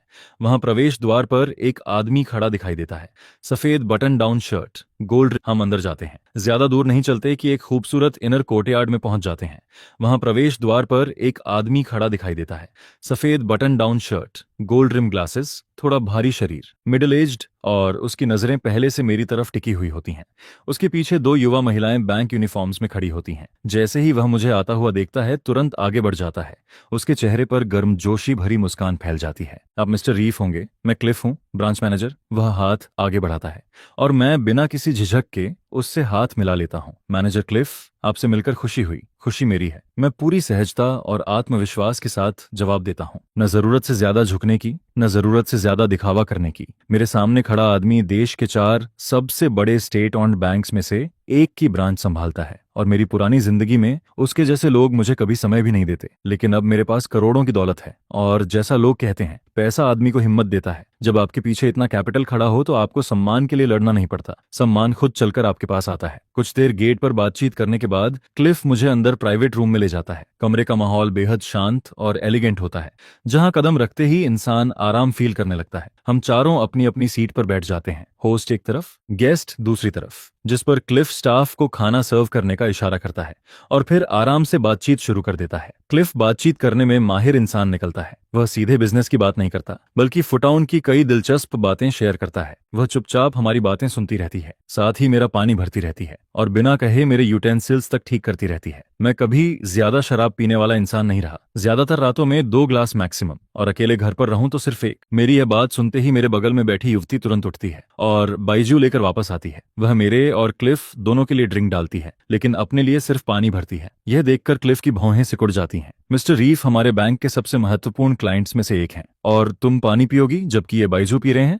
रियल ड्रिंक भरो। यह सुनकर लड़की हल्की मुस्कान के साथ कहती है, सर मैं शराब ज्यादा नहीं पी सकती, बाइजू जल्दी चढ़ जाती है। अगर पॉसिबल हो तो मैं रेड वाइन ले लूं? लेकिन क्लिफ तुरंत सिर हिला देता है, नहीं, रेड वाइन काफी नहीं है, यह हमारे गेस्ट के प्रति डिसरिस्पेक्ट होगा। बाइजू पियो और दोपहर के बाद तुम्हारी ड्यूटी खत्म, मैं तुम्हें छुट्टी दे रहा हूँ। उसकी आवाज ऐसी होती है जिसमें बहस की कोई जगह नहीं होती, जिस पर मैं मुस्कुराकर कहता हूँ, मैनेजर क्लिफ, कोई बात नहीं, अगर वह नहीं पी सकती तो उसे फोर्स करने की जरूरत नहीं है। लेकिन क्लिफ जोरदार हंसी हंसता है। मैं रीफ, आप बहुत जेंटलमैन हैं, लेकिन सच कहूं तो शायद आप ही इसका मुकाबला नहीं कर पाएंगे। चूंकि क्लिफ अपनी बात कह चुका होता है, इसलिए मैं आगे कुछ नहीं कहता, और जैसा उसने कहा था वैसा ही होता है। मैं साफ देखता हूं कि मेरे बगल में बैठी युवती चुपचाप अपना पानी हटाकर उसकी जगह हाई प्रूफ बाइजू का ग्लास रख लेती है। यह सब मेरे लिए नया नहीं था। अपनी पुरानी नौकरी के दिनों में मैं ऐसे नजारे अनगिनत बार देख चुका था। बॉसेस का अपनी फीमेल कॉलीग्स पर डिनर के दौरान शराब पीने का दबाव बनाना मुझे हमेशा से पसंद नहीं था, लेकिन सच कहूं तो मैं इन लोगों को मुश्किल से जानता था, जिस पर मुझे लगा कि इसमें बोलना मेरा काम नहीं है। इसी बीच एक एक करके सारे स्पेशलिटी डिशेस टेबल पर आने लगते हैं। क्लिफ अपना ग्लास उठाता है और मुस्कुराते हुए कहता है, मिस्टर रीफ, पहले मैं फॉर्मल इंट्रोडक्शन करवा देता हूँ। ये रेक्स हैं, हमारे ऑफिस डायरेक्टर, और आपके बगल में बैठी खूबसूरत लेडी जेड हैं, प्रीमियम क्लाइंट सर्विसेज टीम से। तो चलिए हम सब मिस्टर रीफ और हमारी नई फ्रेंडशिप के नाम एक टोस्ट करते हैं। यह कहते हुए क्लिफ अपना ग्लास ऊंचा उठाता है। मैं भी मुस्कुराते हुए ग्लास उठाता हूँ। हम दोनों के ग्लासेस हल्के से टकराते हैं और मैं पूरा बाइजू एक ही बार में खत्म कर देता हूँ। वैसे भी ये छोटे बाइजू कप्स मुश्किल से 2 ऑंस ही रखते हैं, ऊपर से प्रीमियम क्वालिटी बाइजू। एक शॉट में खत्म करना कोई बड़ी बात नहीं थी। मुझे एक ही बार में पूरा ग्लास खाली करते देखकर क्लिफ भी बिना हिचकिचाए अपना ग्लास खत्म कर देता है। वाह, मिस्टर रीफ सच में एक्शन वाले आदमी हैं। जिस पर वह हंसते हुए जेड की तरफ देखता है। जेड, मिस्टर रीफ के लिए एक और भर दो। इसके बाद क्लिफ मेरी तरफ इशारा करते हुए कहता है, आइए मिस्टर रीफ, हेरी क्रैब ट्राई कीजिए, ये हमारी लोकल स्पेशलिटी है। सब लोग फेमस रीजन्स के क्रैब्स की तारीफ करते रहते हैं, लेकिन सच कहूं तो मुझे नहीं लगता कि वे फुटटाउन के क्रैब से बेहतर हो सकते हैं। यह सुनते ही जेड तुरंत आगे बढ़ती है। वह एक मोटा और ताजा हेयरी क्रैब उठाती है, फिर ट्रेडिशनल क्रैब टूल्स की मदद से बड़े ध्यान से उसे खोलती है और पूरा साफ किया हुआ क्रैब मीट मेरी प्लेट में रख देती है। मिस्टर रीफ, प्लीज ट्राई कीजिए, जेड धीमी और विनम्र आवाज में कहती है। मैं मुस्कुराकर उसकी तरफ सिर हिलाता हूँ और इसी बहाने उसे थोड़ा गौर से देखता हूँ। उसका चेहरा नाजुक ओवल शेप का था, फीचर्स बेहद रिफाइंड और आकर्षक थे। वह उन लड़कियों में से नहीं थी जिन्हें देखते ही इंसान चौंक जाए, बल्कि उसकी खूबसूरती धीरे धीरे असर करती थी, एक शांत और सुकून देने वाली वार्मथ के साथ। खासतौर पर उसकी आलमंड शेप्ड आंखें जिनमें हमेशा हल्की सी मुस्कान मौजूद रहती थी और जो बिना कोशिश किए एक अलग ही आकर्षण पैदा करती थी। उसका फिगर भी बेहद बैलेंस्ड था, जहां स्लिम होना चाहिए वहां स्लिम और जहां कर्व्स होने चाहिए वहां बिल्कुल सही प्रोपोर्शन। कई राउंड्स ड्रिंक्स के बाद क्लिफ अचानक रेक्स और जेड दोनों से बाहर जाने के लिए कहता है, जिस पर दोनों तुरंत समझ जाते हैं। वे बिना कुछ पूछे उठते हैं और रूम से बाहर चले जाते हैं। अब बड़े प्राइवेट रूम में सिर्फ क्लिफ और मैं रह जाते हैं। क्लिफ धीरे से आगे झुकता है। असल में कुछ बातें ऐसी थीं जो फोन पर डिस्कस करना सही नहीं था, इसीलिए मैंने यह मीटिंग अरेंज की। यह सुनकर मैं भी ध्यान से उसकी तरफ देखने लगता हूँ। अब आखिरकार असली मुद्दा सामने आने वाला था। मिस्टर रीफ, क्लिफ सोफा पर थोड़ा आगे झुकता है। उसकी आवाज धीमी और गंभीर हो जाती है। क्या आपको पता है कि जोंगडाओ लॉ फर्म को किसने हायर किया है? उसकी बात सुनकर मेरी उंगलियां ग्लास पर रुक जाती हैं।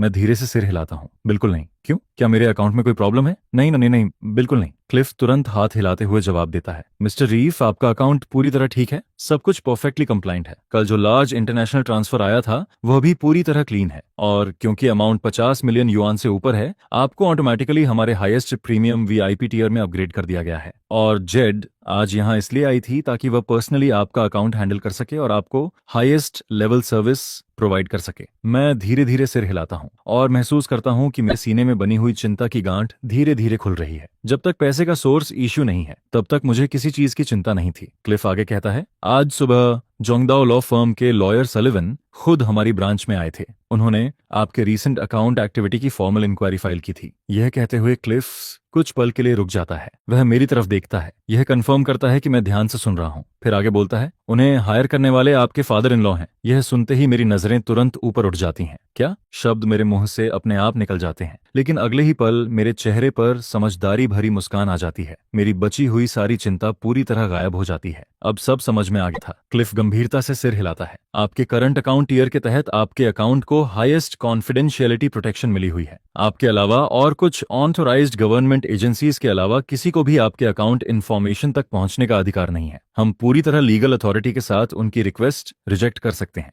मैं टेबल पर उंगली से हल्की टैपिंग करते हुए कहता हूं, छिपाने जैसा कोई सीक्रेट नहीं है। मेरी आंखों में ठंडी स्पष्टता उभर आती है। जब से नादिया को पता चला था कि मैंने 30 मिलियन युआन की प्रॉपर्टी खरीदी है, वह खुद सामने आकर कोई ड्रामा नहीं कर रही थी। एक समय के लिए तो मुझे लगा था कि शायद वह बदल गई है, लेकिन अब समझ आया, कोई पीछे से उसे गाइड कर रहा था। मैनेजर क्लिफ, मैं आपको पूरा मामला बताता हूँ। इसके बाद मैं कुछ मिनट लेकर नादिया के साथ अपने रिश्ते और डिवोर्स का पूरा ओवरव्यू उसे समझाता हूँ। मैं शादी के दौरान हुए हर अपमान की कहानी नहीं सुनाता, बस जरूरी फैक्ट्स बताता हूँ, क्योंकि हर मिलने वाले इंसान को अपनी दुख भरी कहानी सुनाना मुझे कभी पसंद नहीं था। जहां तक मेरे अकाउंट में पड़े 100 मिलियन युआन की बात थी, उसके बारे में भी मैं कोई एक्सप्लेनेशन नहीं देता। मेरी नजर में बिलियनर सिस्टम पहले ही हर चीज लीगल और क्लीन बना चुका था। ऊपर से कोई कहानी जोड़ना सिर्फ मुझे सस्पिशियस दिखाता। क्लिफ पूरी बात ध्यान से सुनता है, फिर गंभीरता से सिर हिलाता है। अगर आपकी बात सही है तो नादिया का आपके एसेट्स पर कोई लीगल क्लेम नहीं बनता, और अगर जरूरत पड़ी तो मैं आपको हमारी पार्टनर फर्म के टॉप टियर लॉयर से कनेक्ट कर सकता हूँ। यह सुनते ही मैं तुरंत सिर हिलाता हूँ। यही बात मैं सुनना चाहता था।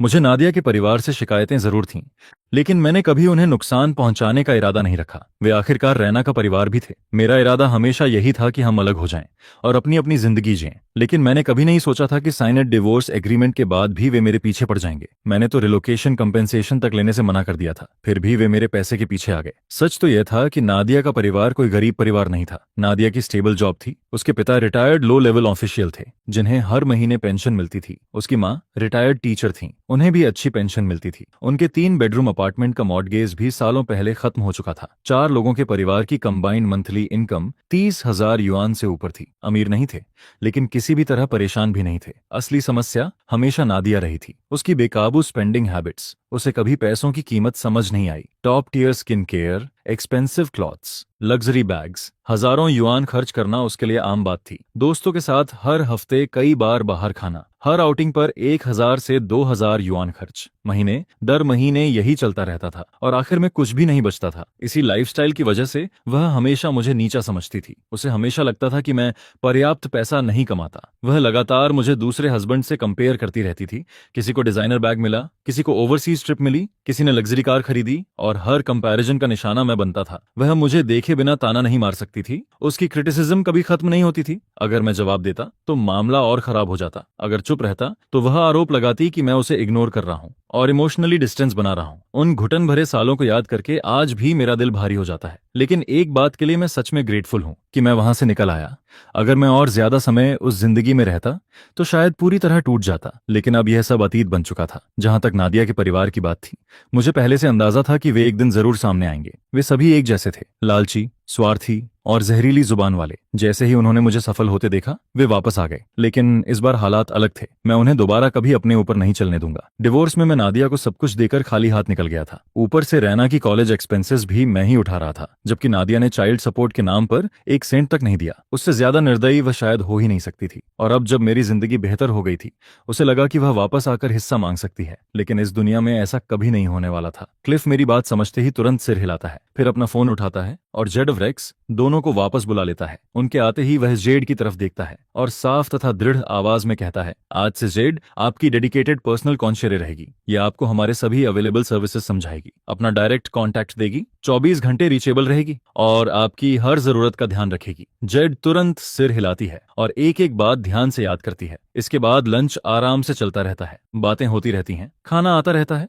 और देखते ही देखते 1 घंटे से भी ज्यादा समय गुजर जाता है, जबकि हमारे बीच लगभग 6 से 7 ऑन्स बाइजू भी खत्म हो चुका होता है। जब आखिरकार खाना खत्म हो जाता है, तब पूरा ग्रुप टोंगफू गार्डन से एक साथ निकलता है और फेरी पकड़कर वापस डॉक की तरफ लौटता है, जिस पर लिली पूरे समय यहीं इंतजार कर रही होती है। जैसे ही वह मुझे उतरते हुए देखती है, वह तुरंत कार लेकर सामने आ जाती है, जल्दी से बाहर निकलती है और मेरे लिए दरवाजा खोल देती है। लिली हमेशा से उन लोगों में रही है जिन्हें लग्जरी चीजें बहुत बहुत पसंद होती हैं। पहले उसके पास इतने साधन नहीं थे, इसलिए वह सिर्फ दूर से ही ऐसी लाइफ को देख पाती थी। लेकिन अब जब पैसों की कोई कमी नहीं है, तो वह इस लाइफ को पूरी तरह एंजॉय करना चाहती है। जिस पर जब वह शानदार तरीके से कार को उस भव्य और आलीशान रेस्टोरेंट के सामने रोकती है और डोरमैन झुककर उसके लिए दरवाजा खोलता है, जबकि आसपास मौजूद लोग उसकी तरफ देखने लगते हैं, तब उसके अंदर जो वैनिटी और लोगों की जेलसी फील करने का एहसास पैदा होता है, वह उसने अपनी 30 साल से ज्यादा की जिंदगी में कभी फील नहीं किया था। अगर शुरुआत में मेरे साथ इस अजीब और समझाना मुश्किल रिश्ते में रहने को लेकर उसके मन में थोड़ी झिझक या असहजता थी भी, जिसे वह खुद भी मानना नहीं चाहती थी, तो वह सब अब गायब हो चुका था। सिर्फ 2 दिन और 1 रात असली अमीरों वाली लाइफ जीने के बाद वह इस लग्जरी से भरी जिंदगी की पूरी तरह आदी हो चुकी थी और अब पहले जैसी जिंदगी में वापस लौटना उसके लिए नामुमकिन था। जिस पर रेस्टोरेंट के एंट्रेंस पर खड़ा क्लिफ जैसे ही लिली को कार से बड़े ग्रास के साथ उतरते हुए देखता है, वह तुरंत सतर्क हो जाता है। साफ तौर पर वह 30 की उम्र में है, लेकिन उसके शरीर से निकलने वाली मैच्योर और आकर्षक खूबसूरती किसी भी आदमी के लिए बेहद खतरनाक थी। खासकर उसका चेहरा, जो किसी मशहूर एक्ट्रेस जैसा लगता था, लेकिन याद नहीं आता था कि कौन सी, और उसके साथ उसका पूरी तरह बैलेंस्ड फिगर।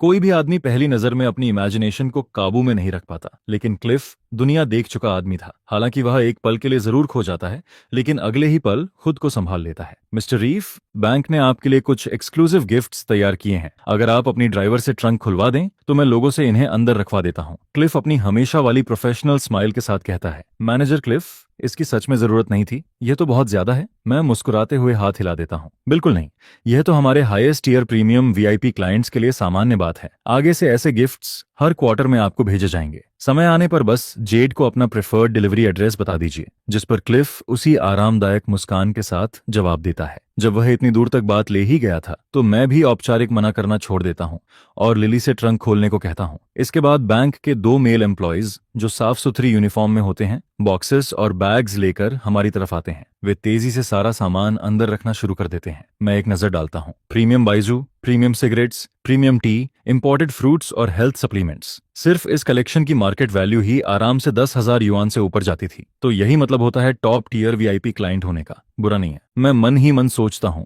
जबकि ट्रंक धीरे धीरे भरता जाता है। मिस्टर रीफ, लॉयर वाली बात को लेकर मैंने जेड को पहले ही ब्रीफ कर दिया है। एक टॉप लोकल अटर्नी जल्द ही आपसे कांटेक्ट करेगा। बाकी डिटेल्स आप सीधे लॉयर के साथ डिस्कस कर सकते हैं, और अगर आपको मुझसे किसी भी चीज की जरूरत हो तो कभी भी कॉल कर सकते हैं, क्लिफ गर्मजोशी से कहता है। जिस पर मैं सिर हिलाकर उसका धन्यवाद करता हूं और अपनी कार की तरफ बढ़ जाता हूं। इसके बाद जेड तुरंत आगे आती है और मेरे लिए कार डोर खोल देती है। साथ ही एक हाथ मेरे सिर के ऊपर रखती है ताकि कहीं मैं टकरा न जाऊं। मैं आपको वीआईपी सर्विस की पूरी डिटेल्स थोड़ी देर में भेज दूंगी। क्या मैं आपको वीचैट पर ऐड कर सकती हूँ? आपका फोन नंबर ही आपका वीचैट आईडी है ना? वह मुस्कुराते हुए कार विंडो के पास झुककर कहती है। मैं सिर हिलाता हूँ और विंडो बंद कर देता हूँ। कार आगे बढ़ने लगती है, जिस पर लिली उत्सुकता से पूछती है कि वह लड़की कौन थी। जेड, मेरी डेडिकेटेड कॉन्शियस, मैं जवाब देता हूँ। यह सुनकर लिली हल्का सा हंस देती है, जिस पर मैं पूछता हूँ, हंसी किस बात पर आ रही है? उसमें बैंकर वाली वाइब नहीं है, वह ज्यादा किसी टीचर जैसी लगती है। लिली मुस्कुराते हुए कहती है। मैं कुछ पल उसके शब्दों पर सोचता हूँ और फिर अचानक समझ जाता हूँ कि वह क्या कहना चाहती है। इसके बाद हम दोनों रास्ते भर बातें करते रहते हैं और मुझे बिल्कुल चिंता नहीं होती कि उसका ध्यान ड्राइव से हट जाएगा। पहली बात, जैसा वह खुद कहती है, वह 10 साल से ज्यादा एक्सपीरियंस वाली वेटरन ड्राइवर है। दूसरी बात, इस फ्लैगशिप सेडान के सेफ्टी सिस्टम्स कमाल के हैं, एक शब्द में कहूं तो सॉलिड। और इसके अलावा कार का built in collision avoidance system उसके लिए ड्राइविंग को और भी आसान बना देता है। तभी अचानक रिंग रिंग, एक साफ फोन नोटिफिकेशन की आवाज पूरे माहौल में गूंजती है, जिस पर मैं फोन निकालकर स्क्रीन की तरफ देखता हूँ। कॉलर आईडी पर नादिया का नाम दिखाई देता है। हेलो, मैं ज्यादा नहीं सोचता और सीधे कॉल रिसीव कर लेता हूँ। दूसरी तरफ से नादिया की ठंडी और सपाट आवाज सुनाई देती है। उसकी आवाज में वही दबाव और हुक्म चलाने वाला अंदाज मौजूद था जिसे मैं बहुत अच्छी तरह जानता था, जिस पर मेरी भौहें अपने आप सिकुड़ जाती हैं और फोन पकड़ने वाली उंगलियां थोड़ी ज्यादा कस जाती हैं। ठीक है, कहाँ? मैं सीधे पूछता हूँ। कुछ पल की चुप्पी के बाद नादिया जवाब देती है, जेड रिवर एस्टेट, और फिर व्यंग्य से जोड़ती है, वैसे भी तुम्हारे उस कीमती पेंट हाउस का टूर भी कर लूंगी। उसकी आवाज में छिपा गुस्सा फोन के पार भी साफ सुनाई देता है। ठीक है, गेट पर पहुंचो तो मुझे कॉल करना, मैं अंदर आने की परमिशन दे दूंगा। मैं इतना कहकर बिना दूसरा शब्द बोले कॉल काट देता हूं, जिस पर दूसरी तरफ नादिया स्क्रीन को घूरती रह जाती है। उसे यकीन ही नहीं होता कि इस बार मैंने पहले कॉल काट दिया। उसकी उंगलियां फोन पर कस जाती हैं और उसका पहले से खराब मूड और ज्यादा भयानक हो जाता है। रीफ, डिवोर्स हुए सिर्फ 2 दिन हुए हैं और अब तुम मुझ पर कॉल काटने लगे हो? काफी हिम्मत आ गई है तुम्हारे अंदर। नादिया दांत भींचते हुए ठंडी नफरत से कहती है। क्या वह नादिया थी? जिस पर स्टीयरिंग व्हील संभाले हुए लिली आराम से पूछती है। वह साफ तौर पर पूरी बातचीत सुन चुकी थी। हाँ, वह आमने सामने बात करना चाहती है, मैं जवाब देता हूँ। तुम्हारा अंदाजा बिल्कुल सही निकला, लेकिन तुम्हें कैसे पता चला कि वह वही थी? मैं मुस्कुराकर पूछता हूँ। विमेन्स इंट्यूशन, और मत भूलो मैं उसकी बेस्ट फ्रेंड हूँ, लिली आंख मारते हुए कहती है। सही कहा, मैं हंस देता हूँ। इसके बाद हम एस्टेट में पहुंच जाते हैं। पार्किंग गेट अपने आप खुल जाता है और लिली कार को सीधे अंडरग्राउंड गैराज में ले जाती है। मैं हंसते हुए कहता हूँ, वाह कैसी बेस्ट फ्रेंड हो तुम। डिवोर्स की स्याही भी ठीक से नहीं सूखी और तुम पहले ही उसके एक्स के साथ सो चुकी हो। एक्सक्यूज मी, तुम मेरे साथ सोए थे? लिली तुरंत पलटकर जवाब देती है। उसकी आंखों में शरारत और नकली नाराजगी दोनों दिखाई देती हैं। जो भी हो, फर्क क्या पड़ता है? मैं हंसते हुए कहता हूँ, डिवोर्स के बाद से और बिलियनेयर सिस्टम मिलने के बाद मेरे अंदर बहुत कुछ बदल चुका था, जिस पर मेरा आत्मविश्वास और खुद को कैरी करने का तरीका पूरी तरह बदल गया था। लिली के साथ इस तरह मजाक करना, पुराना रीफ कभी ऐसा करने की हिम्मत नहीं करता, लेकिन अब यह सब सांस लेने जितना आसान लगने लगा था। ठीक है, अगर तुम्हारे हिसाब से फर्क नहीं पड़ता तो नहीं पड़ता, लिली मुस्कुराकर कहती है। फिर कुछ पल बाद वह थोड़ा गंभीर होकर पूछती है, रीफ जब नादिया यहाँ आएगी तो क्या मुझे कहीं और चले जाना चाहिए? कहीं और क्यों जाओगी? मैं हैरानी से उसकी तरफ देखता हूँ। वह पहले से ही ये सोचकर आ रही है कि तुमने उससे अपनी दौलत छिपाई थी। वह यहाँ तुम पर गुस्सा निकालने आ रही है और उसके बाद अगर वह मुझे तुम्हारे साथ यहाँ देख लेती है तो क्या तुम्हें नहीं लगता कि वह पूरी तरह फट पड़ेगी? लिली जानकार मुस्कान के साथ कहती है। मैं कुछ पल सोचता हूँ। सच कहूँ तो उसकी बात में दम था। नादिया को जानता हूँ, वह सच में ऐसा कर सकती थी। तो तुम्हारा सजेस्टेशन क्या है? मैं मुस्कुराकर पूछता हूँ, जिस पर लिली अपना प्लान बताती है कि नादिया को कैसे हैंडल करना चाहिए। यह सुनकर मैं हंस पड़ता हूँ और उसे जीनियस कह देता हूँ। वह सिर हिलाकर हल्की सी आह भरती है, खुद पर एक छोटा सा मजाक करती है, स्टीयरिंग व्हील पर हल्की टैप देती है और कार को बिल्कुल परफेक्ट तरीके से पार्किंग स्पेस में लगा देती है। इसके बाद हम दोनों साथ में ऊपर जाते हैं। रास्ते में वह मजाक करते हुए कहती है कि आज रात वह मुझे बेड टाइम स्टोरी सुनाएगी। मैं कार से बाहर निकलता हूँ, जिस पर लिली मेरा हाथ पकड़कर अपनी बाह में डाल लेती है, बिल्कुल किसी रियल कपल की तरह। हम दोनों एलिवेटर में चढ़ते हैं, ऊपर पहुंचते हैं और फ्रंट डोर खोलकर अंदर आते हैं। जैसे ही अंदर पहुंचते हैं, लिली धीरे से मेरी जैकेट उतार देती है, फिर झुककर मुझे इंडोर स्लीपर्स पहनाने लगती है। इसके बाद जब वह देखती है कि मैं लिविंग रूम के बड़े सोफा पर आराम से बैठ चुका हूं, तो वह किचन की तरफ जाती है और मेरे लिए गर्म ग्रीन टी तैयार करती है। फिर बड़े ध्यान से फ्रेश कट फ्रूट से भरी एक एलिगेंट फ्रूट प्लेटर भी मेरे सामने रख देती है। मैं आराम से मुलायम सोफा में धंस जाता हूँ। जब सारी तैयारी पूरी हो जाती है, तब लिली मेरी तरफ देखकर नरम आवाज में कहती है, रीफ आराम से टीवी देखो, मैं फ्लोर मोप करके आती हूँ।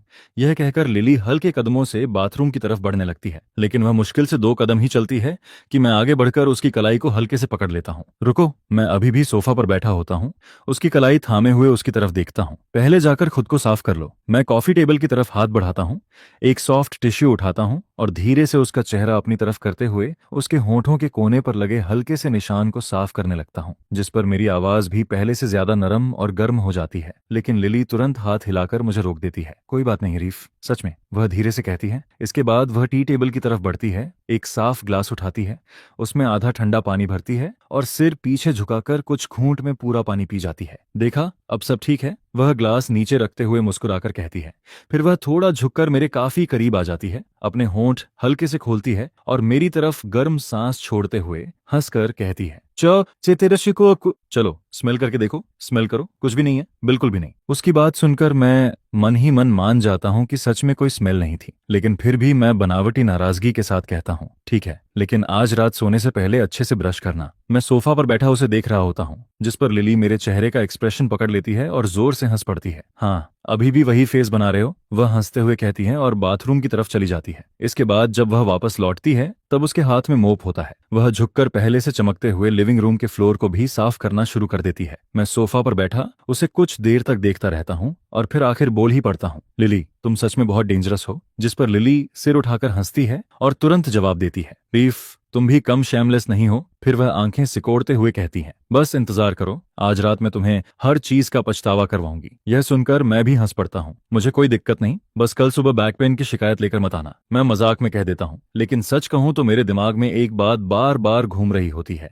आखिर लिली ऐसा कैसे कर लेती है और मुझे वह जरा भी इरिटेटिंग क्यों नहीं लगती। एक पल के लिए भी नहीं, बल्कि उल्टा मैं उसकी इस बात को एडमायर करने लगता हूँ। काफी देर सोचने के बाद भी मैं बार बार एक ही आंसर पर पहुंचता हूँ, लिली बहुत अच्छे से खेलना जानती है, वह कैलकुलेटिंग है, इसमें कोई शक नहीं, लेकिन वह इंसान को इतना कंफर्टेबल फील करवाती है कि सामने वाला चाहकर भी उससे नाराज नहीं हो पाता। तभी अचानक मेरा फोन बज उठता है। मैं फोन निकालकर देखता हूँ, नादिया। मैं कॉल रिसीव कर लेता हूँ, मैं गेट पर हूँ, गार्ड को बोल दो। दूसरी तरफ से नादिया की आवाज सुनाई देती है। उसकी आवाज में ठंडापन भी था और जल्दबाजी भी। इसके तुरंत बाद एक सम्मान भरी आवाज सुनाई देती है, हेलो मिस्टर रीफाइड ना बाहर मिस जो आपसे मिलने आई हैं। हाँ, मैं बिल्डिंग 6 के यूनिट 601 का ऑनर हूँ, उन्हें अंदर आने दीजिए। मैं आराम से जवाब देता हूँ, जिस पर गार्ड भी सम्मान से जवाब देता है, जी सर। कुछ देर बाद डोरबेल बजती है। मैं उठकर फ्रंट डोर की तरफ जाता हूँ और सिक्योरिटी डोर खोल देता हूँ। बाहर नादिया खड़ी होती है। उसने ब्लैक फिटेड सूट पहना हुआ था और वही डिजाइनर बैग उसके कंधे पर लटका था जिसे मैं सैकड़ों बार देख चुका था। उसका चेहरा बर्फ की तरह ठंडा था। वह एक शब्द भी नहीं बोलती, बस कुछ सेकंड मुझे घूरती है और फिर सीधे लिविंग रूम के बीच में चली जाती है। उसकी नजरें पूरे पेंट हाउस पर घूमने लगती हैं। चारों तरफ फैली हुई आलीशान सजावट, भव्य इंटीरियर, लग्जरी से भरा हर कोना, जिस पर नादिया की सांसें तेज होने लगती हैं। वह कुछ बोलने ही वाली होती है कि अचानक उसकी नजर फ्लोर मोप करती हुई लिली पर पड़ जाती है। लिली तुम यहाँ क्या कर रही हो? नादिया की आवाज में हैरानी साफ सुनाई देती है,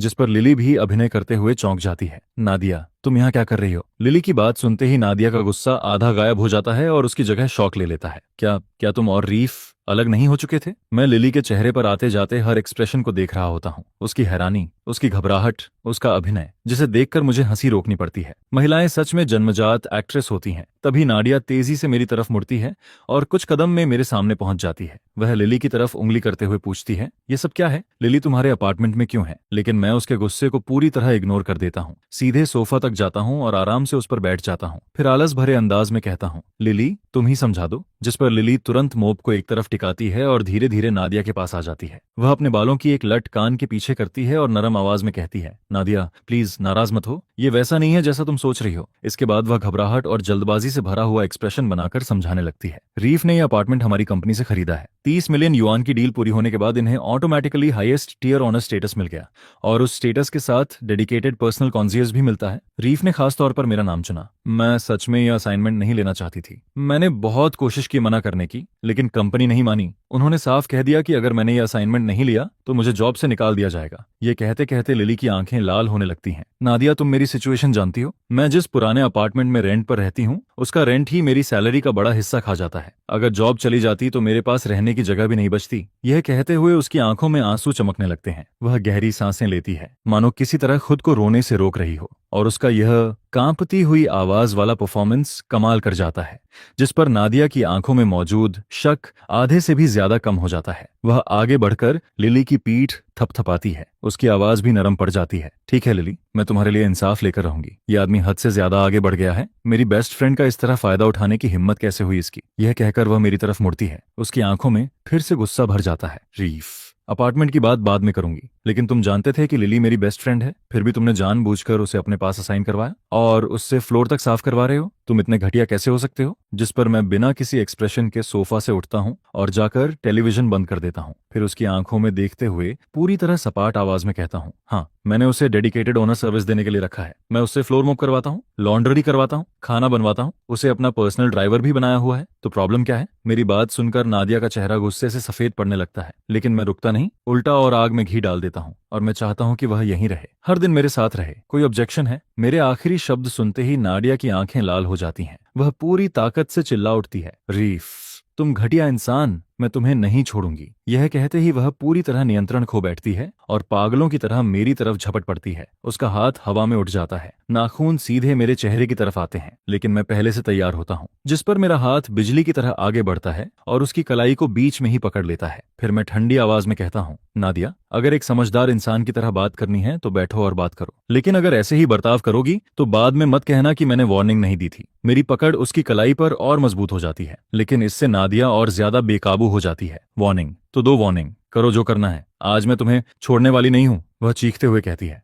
जिस पर लिली तुरंत दौड़कर आती है और उसे शांत करने की कोशिश करने लगती है, लेकिन नादिया हर सेकंड और ज्यादा गुस्से में डूबती जा रही होती है। आखिर मैं उसकी कलाई पकड़कर उसे मजबूती से सोफा पर धक्का दे देता हूँ। नरम कशिन उसे चोट लगने से बचा लेते हैं, लेकिन उसका गुस्सा और बढ़ जाता है। वह सामने रखा ग्रीन टी कप उठाती है और पूरी ताकत से मेरी तरफ फेंक देती है। मैं साइड स्टेप कर लेता हूँ, कप नीचे गिरकर चकनाचूर हो जाता है। इसके बाद वह फ्रूट प्लेटर भी पलट देती है। हो गया? मैं ठंडी नजरों से पूछता हूँ। जो कप तुमने अभी तोड़ा है उसकी कीमत 6,000 युआन है। यह सुनकर नादिया एक पल के लिए रुक जाती है, लेकिन अगले ही पल फिर अकड़कर खड़ी हो जाती है। जिस पर मैं आगे कहता हूँ, क्या तुम्हें उसका पेमेंट नहीं करना चाहिए? ये अपार्टमेंट तुम्हारा है क्या? किसने परमिशन दी तुम्हें यहाँ चीजें तोड़ने की? मैं चाहता हूँ कि तुम इसका पेमेंट करो। कोई प्रॉब्लम है? मेरी आवाज बर्फ जैसी ठंडी हो जाती है, लेकिन नादिया घमंड से मुझे घूरती रहती है। फिर तेज आवाज में बोलती है, मुझे डराने की कोशिश मत करो। तुम्हारा अपार्टमेंट मतलब क्या? मैं साफ कह रही हूँ, इस जगह पर मेरा भी आधा हक है। मैं जो चाहूं तोड़ सकती हूँ, और तुम मेरा क्या कर लोगे? हालांकि यह शब्द उसके मुंह से निकल जाते हैं, लेकिन अंदर ही अंदर उसे महसूस होने लगता है कि जमीन